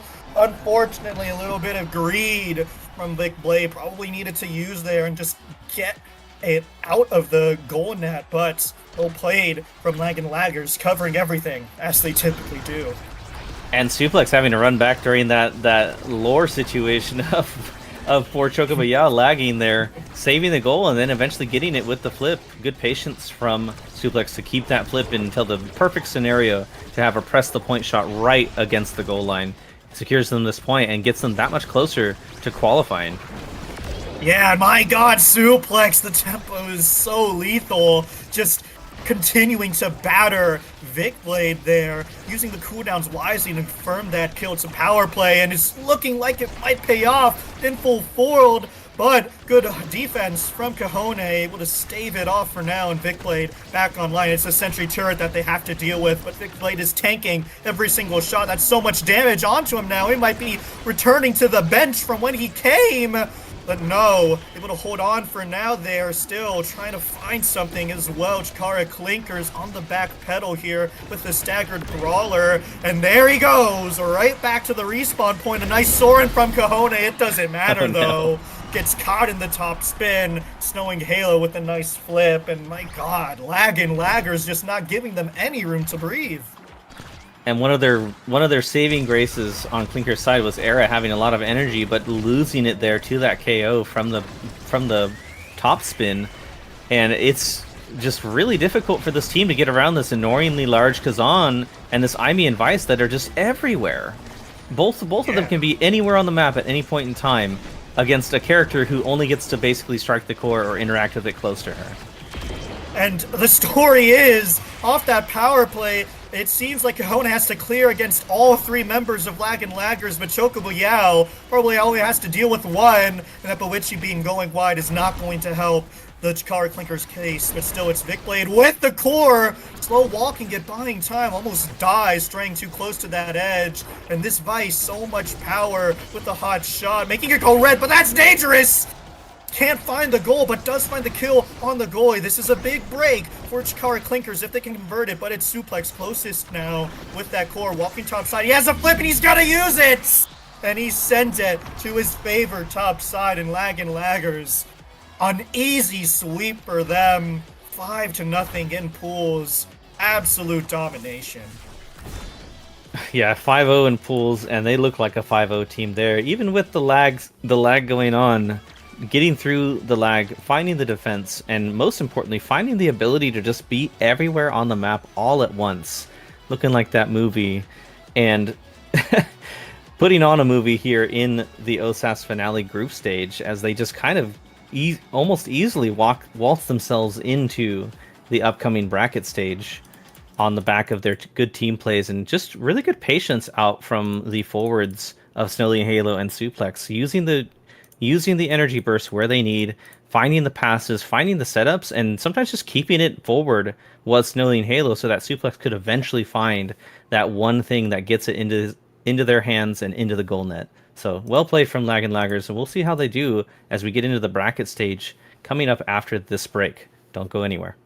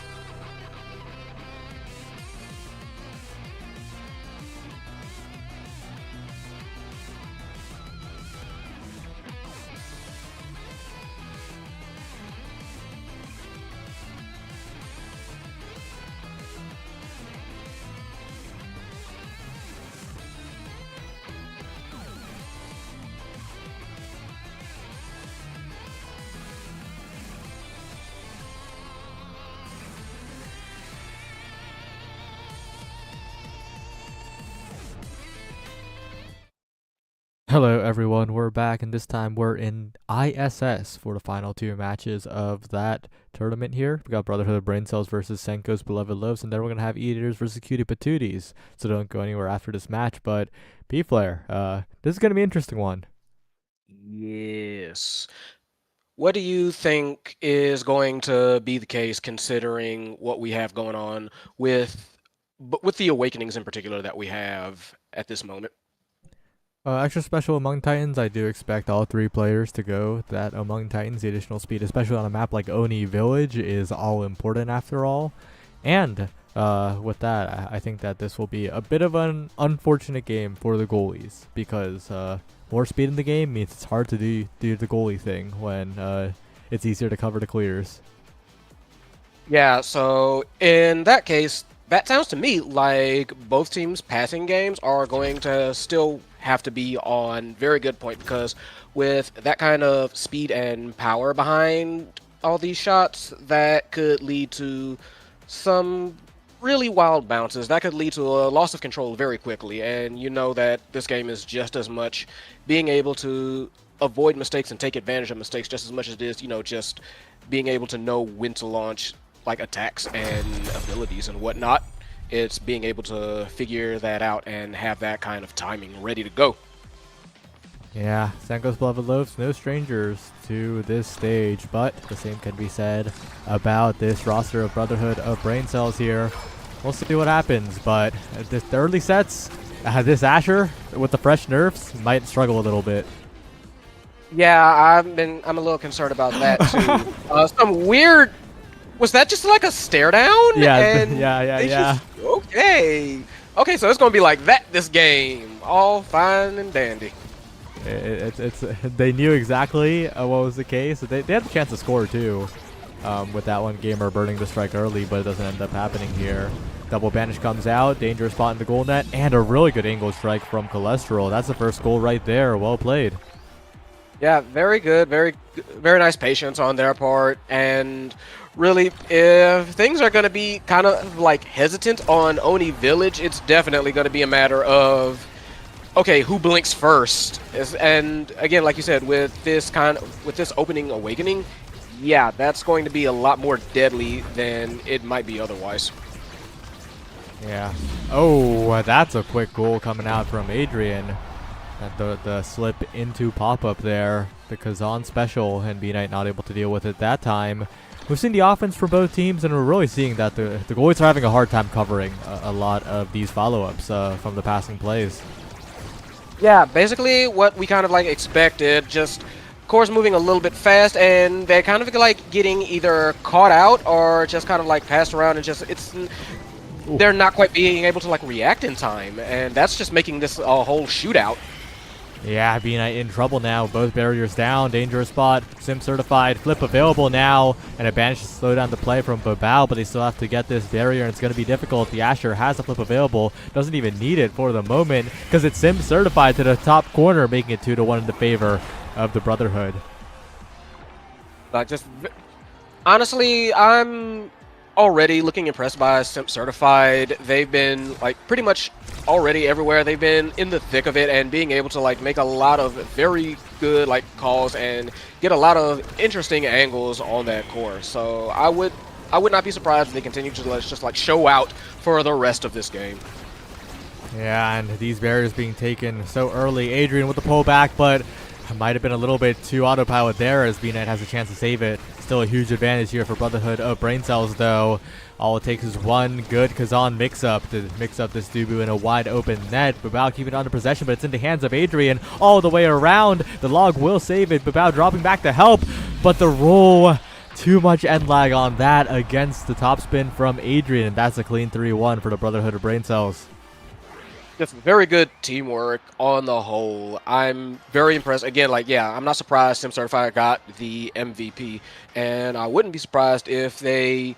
Honestly, there's a lot they could do here. I'm looking at either aerials or someone get some sparks started. Yeah, the sparks are getting started here with that single spark. A big threat with that leadership on the board, even though it's a lot weaker than it used to be, of course. And looking at the rest of this draft, the lack of speed does concern me, right? Other Yeah. than the spark of agility, there's no other speed on the board. These goalies are going to have an even harder time really keeping up, especially against that IME. Yeah, I mean, sure, the twin drive might help a little bit on one side, and on the other, like, you still have, like, orb replicator, which, you know, good, but like you said, doesn't really help with the coverage. So, yeah, this is just going to be, like, a very, very rough game for the goalies, but I'm fully looking at, so, like, Cholesterol going to try and take advantage of that prize fighter. Yeah, but might not even have the chance. Whoa! The Tofu Fortress and the pillars, an awkward spot. The goalie goes down, and now an almost impossible defense. Good strike forward by Cholesterol. But again, it goes around the world. It slips around Sim Certified, and that's really bad for the momentum of the Brotherhood of Brain Cells. It's Senko's beloved Los now with some pressure in the corner, but they can't cover quite enough. And Adrian with the breakaway, top side, Sim Certified, flip available, not going to get the goal just yet. Yeah, very nice that they just barely managed to save that. Sim Certified barely managed to save themselves, but that flip was excellently timed. Served a little bit of a dual purpose there to get that first one for this set. Yeah, really, really well played there. Sent it around the entire world, it felt like, and now I think it's Senko's beloved Los are really feeling the pressure, right? The consistent offense coming out from Sim Certified and Adrian, a lot of it has to do with how willing they are to pass to each other, like right there. And they are just advancing the core, keeping the core under their control so efficiently. Yeah, and honestly, I don't really have much else to say to that because, yes, absolutely. And especially with being able to kind of like lock off these certain angles and redirect like they are able to, like right there, it's just very hard to get that core away from them at all. Yeah, well, we'll see what happens here, but it's a little rough, especially with the energy advantage on their side, right? It's slight, but the fact that they have 2 goals and still have a slight energy advantage is massive. A good flip by Cholesterol, though, takes both barriers early. This is exactly what Senko's needs. Yeah, well, we need to see if they can finish it. They have had something like this happen before, but yeah, exactly like that. Like Cholesterol got taken out pretty much with authority by Adrian and that portal, so it's not as clean cut as it may always seem to be. Ooh, that's a rough goal. Flip available for the goalie, but B9 not quite enough speed to get there. And they don't even need to cash out the Brotherhood of Brain Cells. They have flips to spare as they win that set, and Adrian gets MVP, and everything's looking up for them. Especially because if you want to deny the spark, you have to deny Spark of Leadership, which by itself basically does nothing. Yeah, so it's like, do you want to risk it or do you block it? And they let it go through. All right, so that's a Spark of Leadership for the IME. Already has 1 spark, so now everybody on that team is getting faster. And with that prime time and that glass cannon, suddenly they got like a lot of speed. Yeah, the hotshot might do stuff, but it is looking just really good for the Brotherhood of Brain Cells, especially even if they lose here.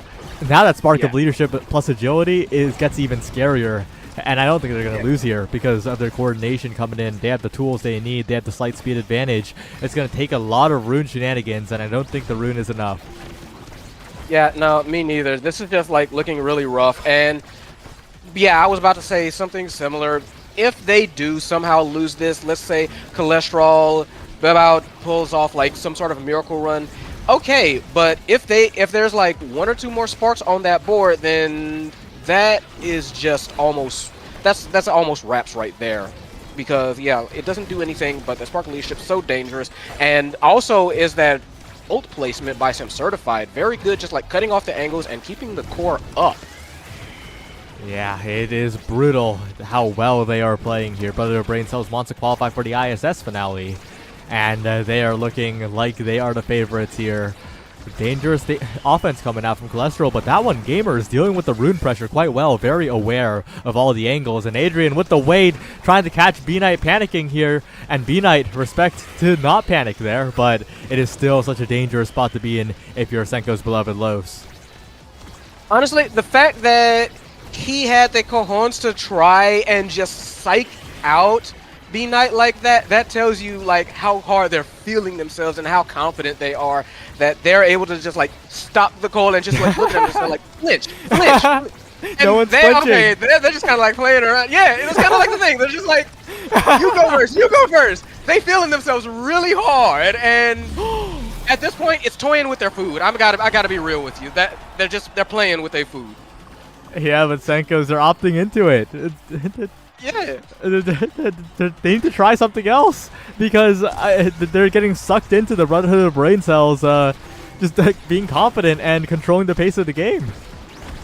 Yeah, they're being like outplayed, outpsyched right now, but that's the problem. They can't let like you said, like they can't let themselves fall into that pace and that kind of rhythm, and that just you play how we demand, you know. And the fact that they're still kind of like trying to go up and around and pull like that same technique, pull like the same game plan out, and it's not working for them. They need to try some kind of. They need to find out something new. Yeah, well, we'll see if they can do so, but right now it's looking bad. Oh, they got a banish to the edge, but they don't focus on any pressure on Simp Certified, which means that Adrian's in position. Simp has so many rebounds. The possession being kept is so valuable for the side of Brotherhood of Brain Cells here, but Cholesterol, one breakaway, one barrier take, maybe the chance for Senko's beloved Loaves, and a good log to negate the flip. The best chance Senko's have had in ages here if they can secure this point, and the Pratt Splitter's not enough. It's not wide enough, and that's a flip into the goal. Okay, I think, yeah, I wouldn't be surprised if either of them thought that wouldn't be caught, but they did manage to slip it right past the pass splitter, so good on them for getting on the board, but they have to keep it up. This is a long road to climb, and I'm pretty sure that, you know, they see that score and they're like, okay, you get your one.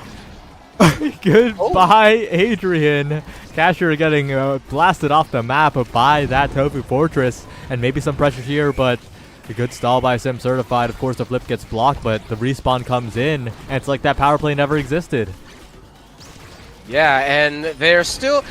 I'm getting almost the feeling that Senko's is not 100% sure what to do with the core every time, like, they get it. Does that make sense to you? Like, it feels like they've been trying to figure out how to approach, but they keep going back to the same well. Again, like I said that earlier, and it's just... They're kind of, like I said, I feel like Brotherhood of Brain Cells is kind of playing with them for it, and at this point, it seems like Senko's beloved Loafs are trying to wait until Brain Cells make a mistake, and Brain Cells aren't going to make that kind of mistake. Oh, we're back to the corner. Okay, but Bao opts out of it. Doesn't want to repeat that 20 times again. But yeah, I do get what you're saying. A lot of it is just that Senko's beloved Loafs are not maintaining possession as well. They go for one attack, and if they miss the rebound, they're like, oh man, that sucks. Meanwhile, Adrian and Sim Certified, they will try again, get all the rebounds, make the most of every opportunity, and that means they're one goal away here. Yeah, it's just... It almost comes off as like a matter of...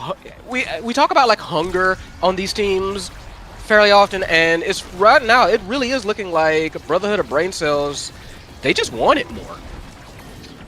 Yeah, and they're also playing a lot more together as a whole team. But B-Night trying to get in there. Cholesterol finds the barrier, and these individual outplays might be what Senko's beloved Loafs need, but it's still a dangerous spot to be in. Sim Certified, the layering of the pressure. Adrian misses the strike, but it's okay. There'll be plenty more opportunities if they keep playing like they're playing. A bit of an unfortunate moment, but you have plenty of moments to recover. Cholesterol to the bottom side, though, and Strike War Sim Certified on the way there. Okay, Senko's beloved Loafs, they make the most of it, and maybe Kashura's misstrike might come back to bite them. Yeah, a bit of a sign of life. It felt like almost they were trying to go for like a stylish finish, because immediately shot it right before the goal barriers like even finished opening up, and it just bounced back, and then, you know, like the banish caught it on the rebound, and that allowed them to kind of like set up and actually have a shot at it. So we'll see, like I said, if that ends up coming back to bite them on the behind or not. They already got one barrier, tied it up, but if they can get this, then yeah, they're still in the hot seat, but they're still in a much better position than they were earlier. Yeah, Tofu Fortress, when sent at the core and hits it vertically, it's so hazardous. It could bounce anywhere, honestly, even backwards. B-Night trying to get out of there. Good early clear. Proactive against Adrian. And a dangerous corner once again. This time a missed strike from both teams for the moment as Cholesterol tries to find a miracle play onto the barrier. But it's pretty difficult to do so in this Taro Lasher matchup. B-Knight keeping the core contained though. But Adrian, perfect hook. Barriers go down. Big opportunity now to close this one out. Good log for the moment. Flip still available, but it's a massive net to cover. So much room that you have to take up as this Dubu goalie. It's not going to be easy to Tofu Fortress. Almost sends it backwards, not quite. And this barrier shows no signs of even being close to going down as Adrian pulls it away, closes out the game, and Brotherhood of Brain Cells qualify for the finale. That was almost clinical in how that ended up turning out. Just very good passing, very good aggression, just, you know, like almost 10 out of 10, no notes. Yep, so very, very well played. They had control for basically all of that game, as you can tell by Sim Certified Sky. High number of redirects, and my lobby's glitching. Ooh. All good, all good, all Wait. good. Okay. Okay. But yes, very much just a very good showing by Brotherhood of Brain Cells. Takes that one very nicely. Like, damage came out, redirects came out, and they knew exactly what they were doing at all times. Yep, it looks like I'm in 2 lobbies at the same time right now, so I'll have to try to figure that out, how to fix that one. But, well, we'll be right back and have the other ISS qualifier of the predictions up at Ideators versus Cutie Patooties after this break.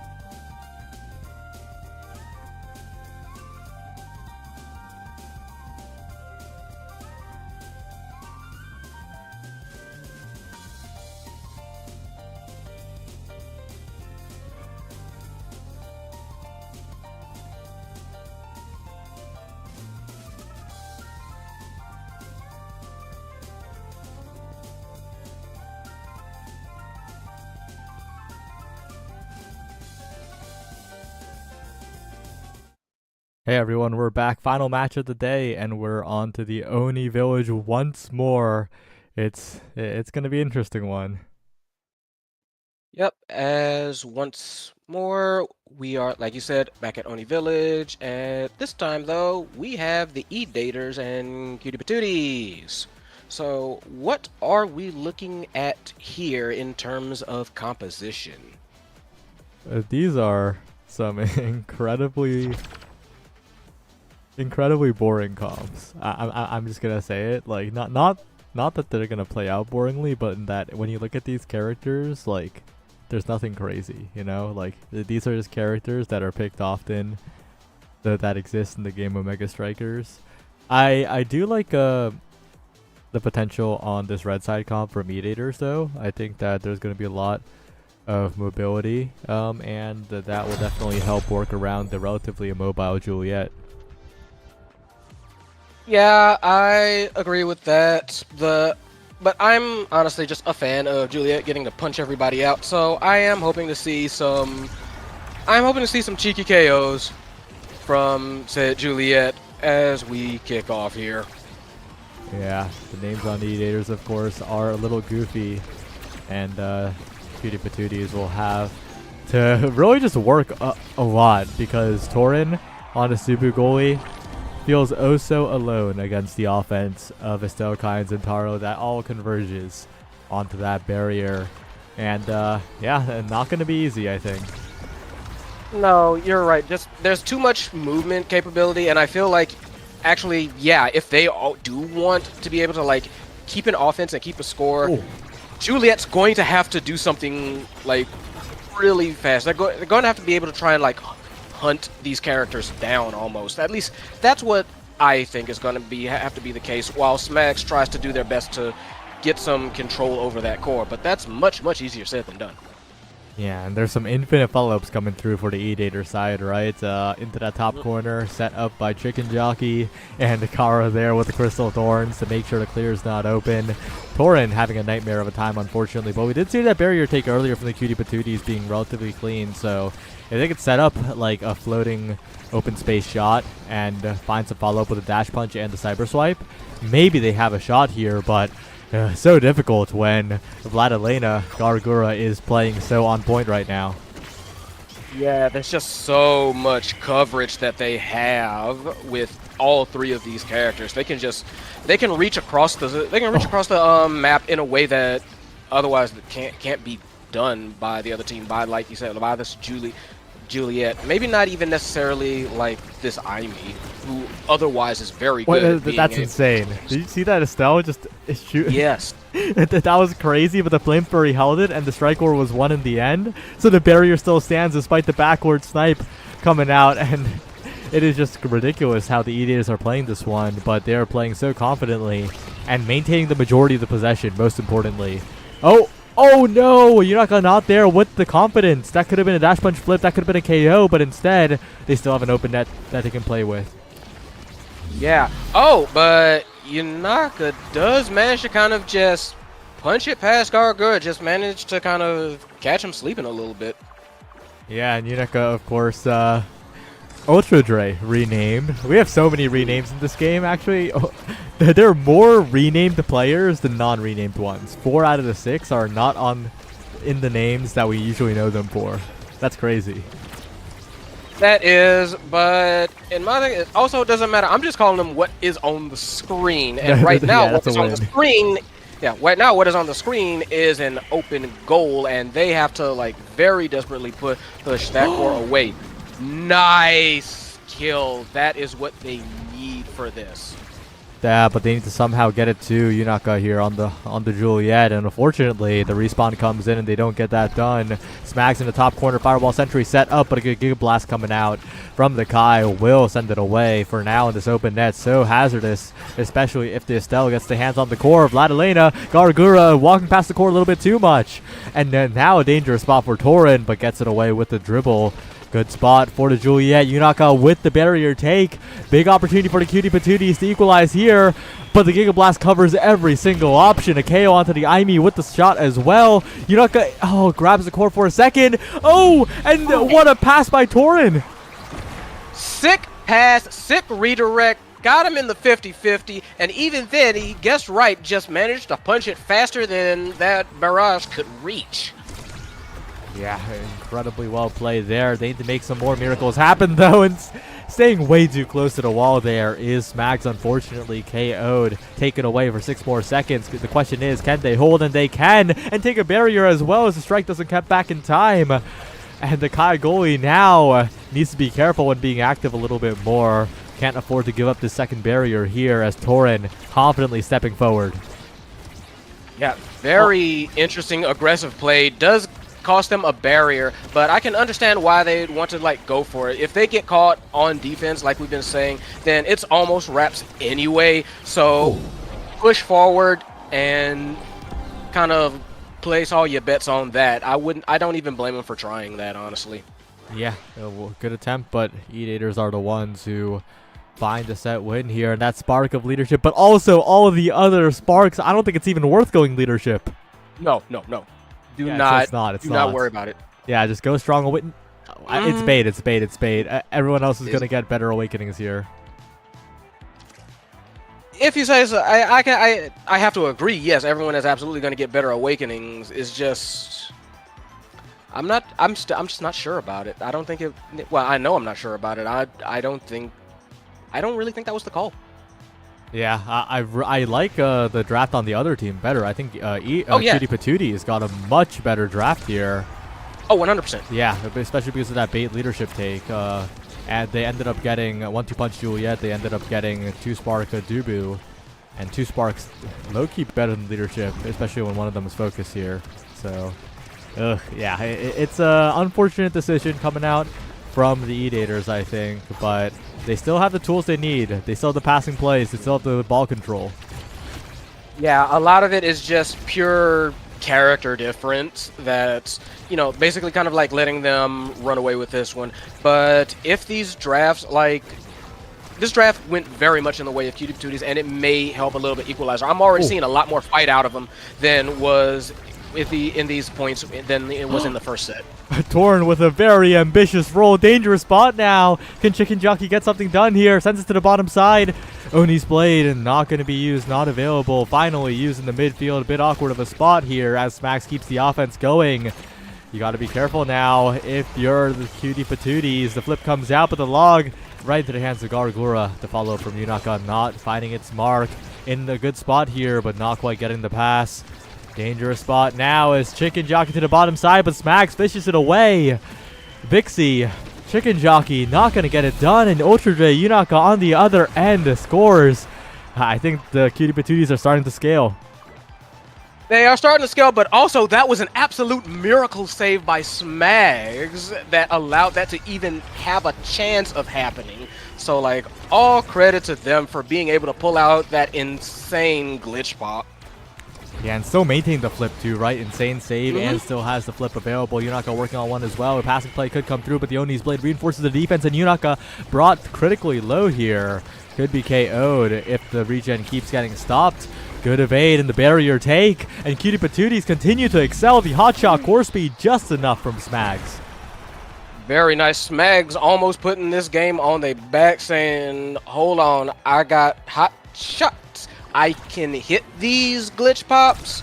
We are rolling. And they are making it work. They are making it happen. Yeah, they are. Dangerous spot in the corner now, but they've worked through a lot of these dangerous situations with the good passes through the center, setting it between the Estelle and the Zentaro so often.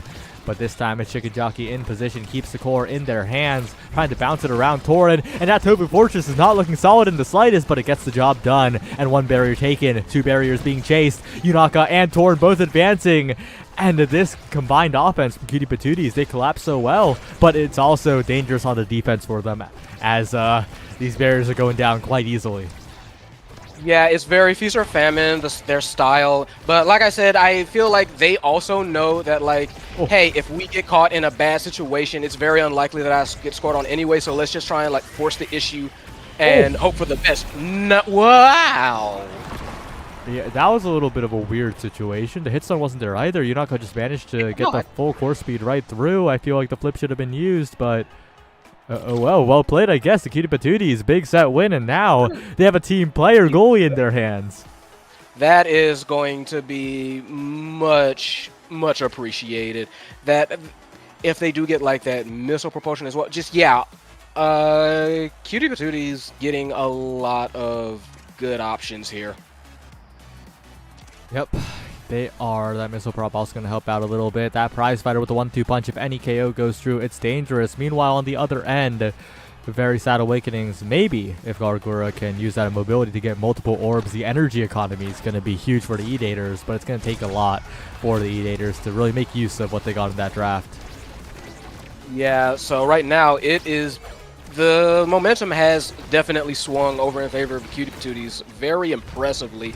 Just that risky offense combined with honestly very good passing, very good ability usage, just very timely decision making, and that's getting them these points, and that's getting them kind of like not quite the lead, but it's making them much more threatening.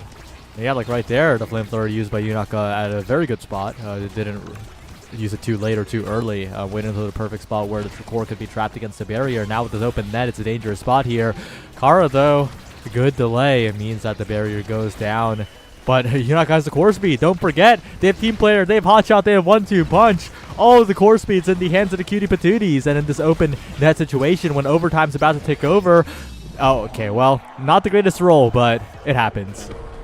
Yeah, I mean, it's a 1v1 against Zentaro. Everybody flinches.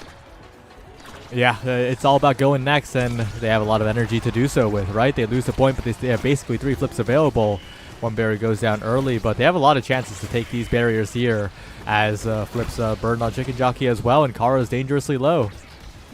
Yeah, nearly got the KO there, but not quite. Flip, nice flip, gets that 1 barrier. 2, try to fake him out, no dice.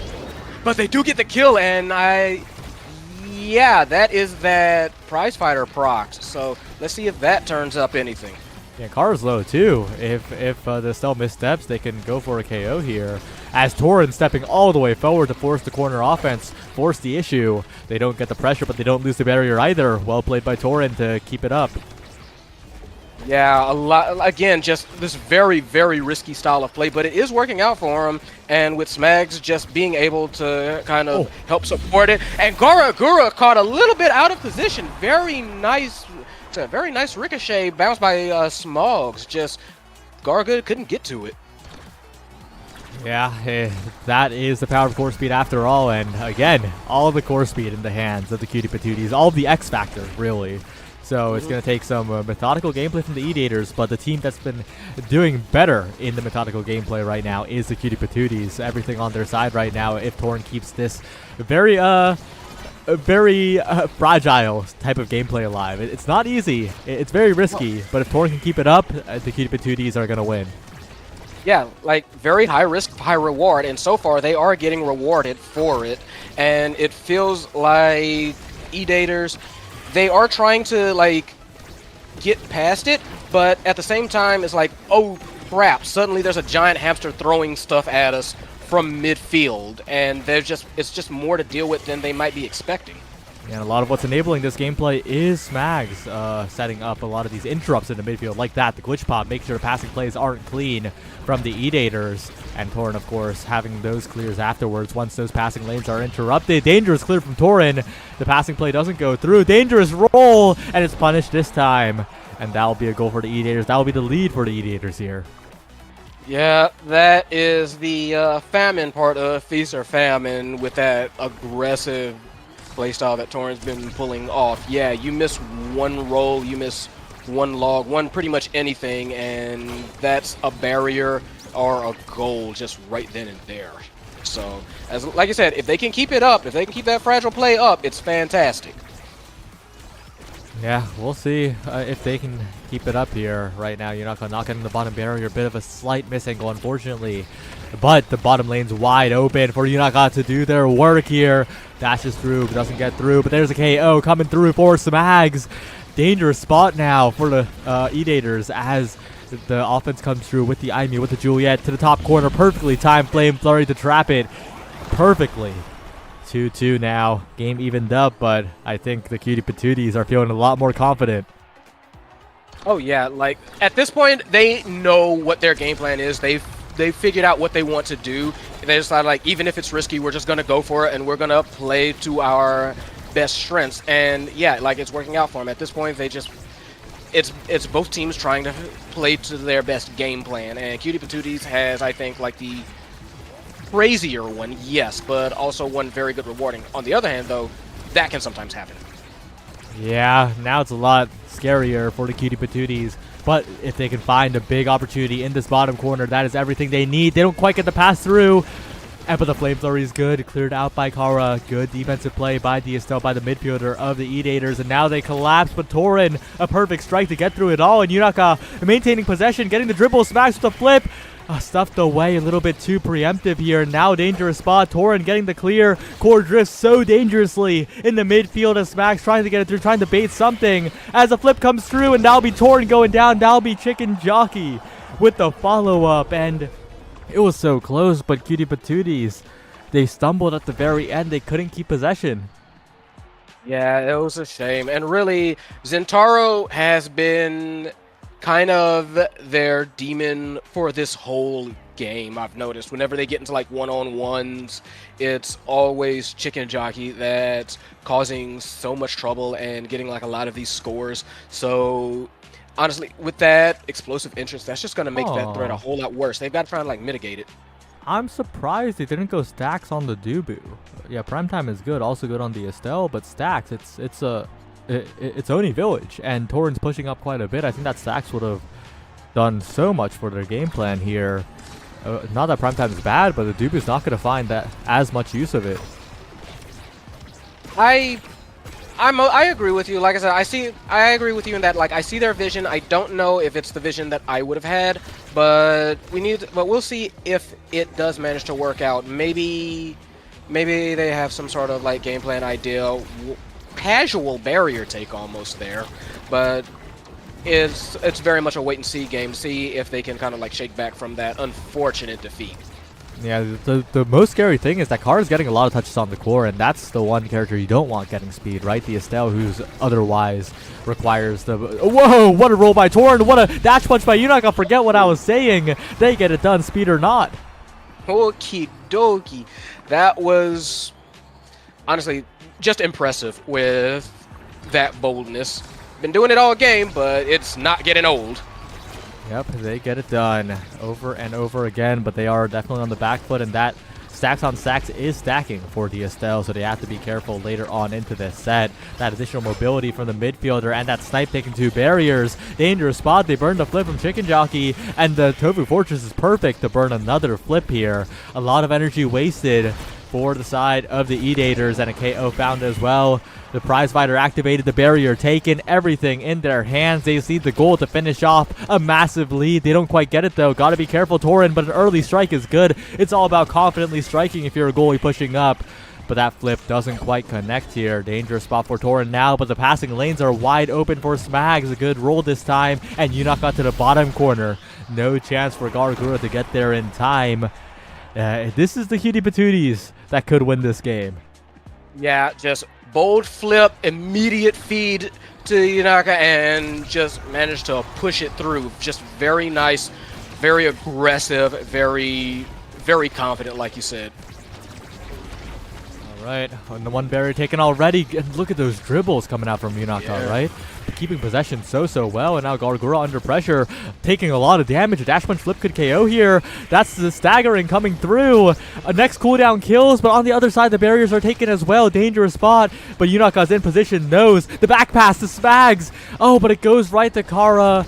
Oh, and Torin lets us. Oh, I mean, the Cutie Patooties, they're so close to being a perfect team, but they just have slight fumbles that make it so that their accuracy isn't quite there.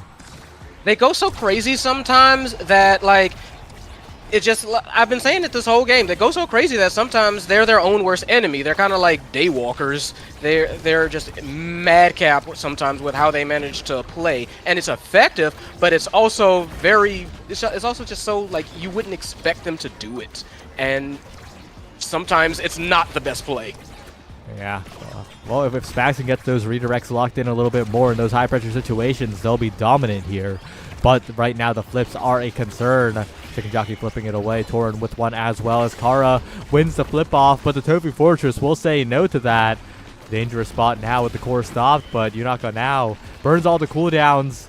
Dangerous spot for the Juliet to be in, but can still be a striking character in the enemy net, and not quite so far. But it goes forward. Smags trying to find a passing lane, not quite just yet, but the energy is being built up for the Saimi here. Yeah, that I get the feeling that that turret is going to come in very handy, especially in overtime here. Though Torin doing a great job, honestly, with the blocks. Please don't cast a curse. Okay, thank you very much. And Yunaka just being like a very persistent threat, especially when they get their hands on the rock like that. Team player. Yes. Torin team players it all the way forwards, and that dash punch, like you said, the moment Yunaka gets their hands on it, that it's basically a goal. And now we are in the end game. Yeah, this is for all the marbles. So let's see who goes what. Yeah, I feel definitely wants that super surge, maybe even aerials if they want to. That heavy impact as well, going to be very useful. Yeah, time was also available, but that super surge is going to be a lot of value for the Saimi, especially because we've seen a few KOs earlier as well. Among Titans, though, is scary on that Estelle. Already has that stacks on stacks, right? That Estelle is the fastest thing on the map right now. Yeah, that is very concerning, I will admit that. But that's another reason why I'm thinking like that heavy impact is going to come into play if Yunaka starts to decide or realize that Kara is just getting a little bit too fresh. You can see like Yunaka is already kind of like hovering around him.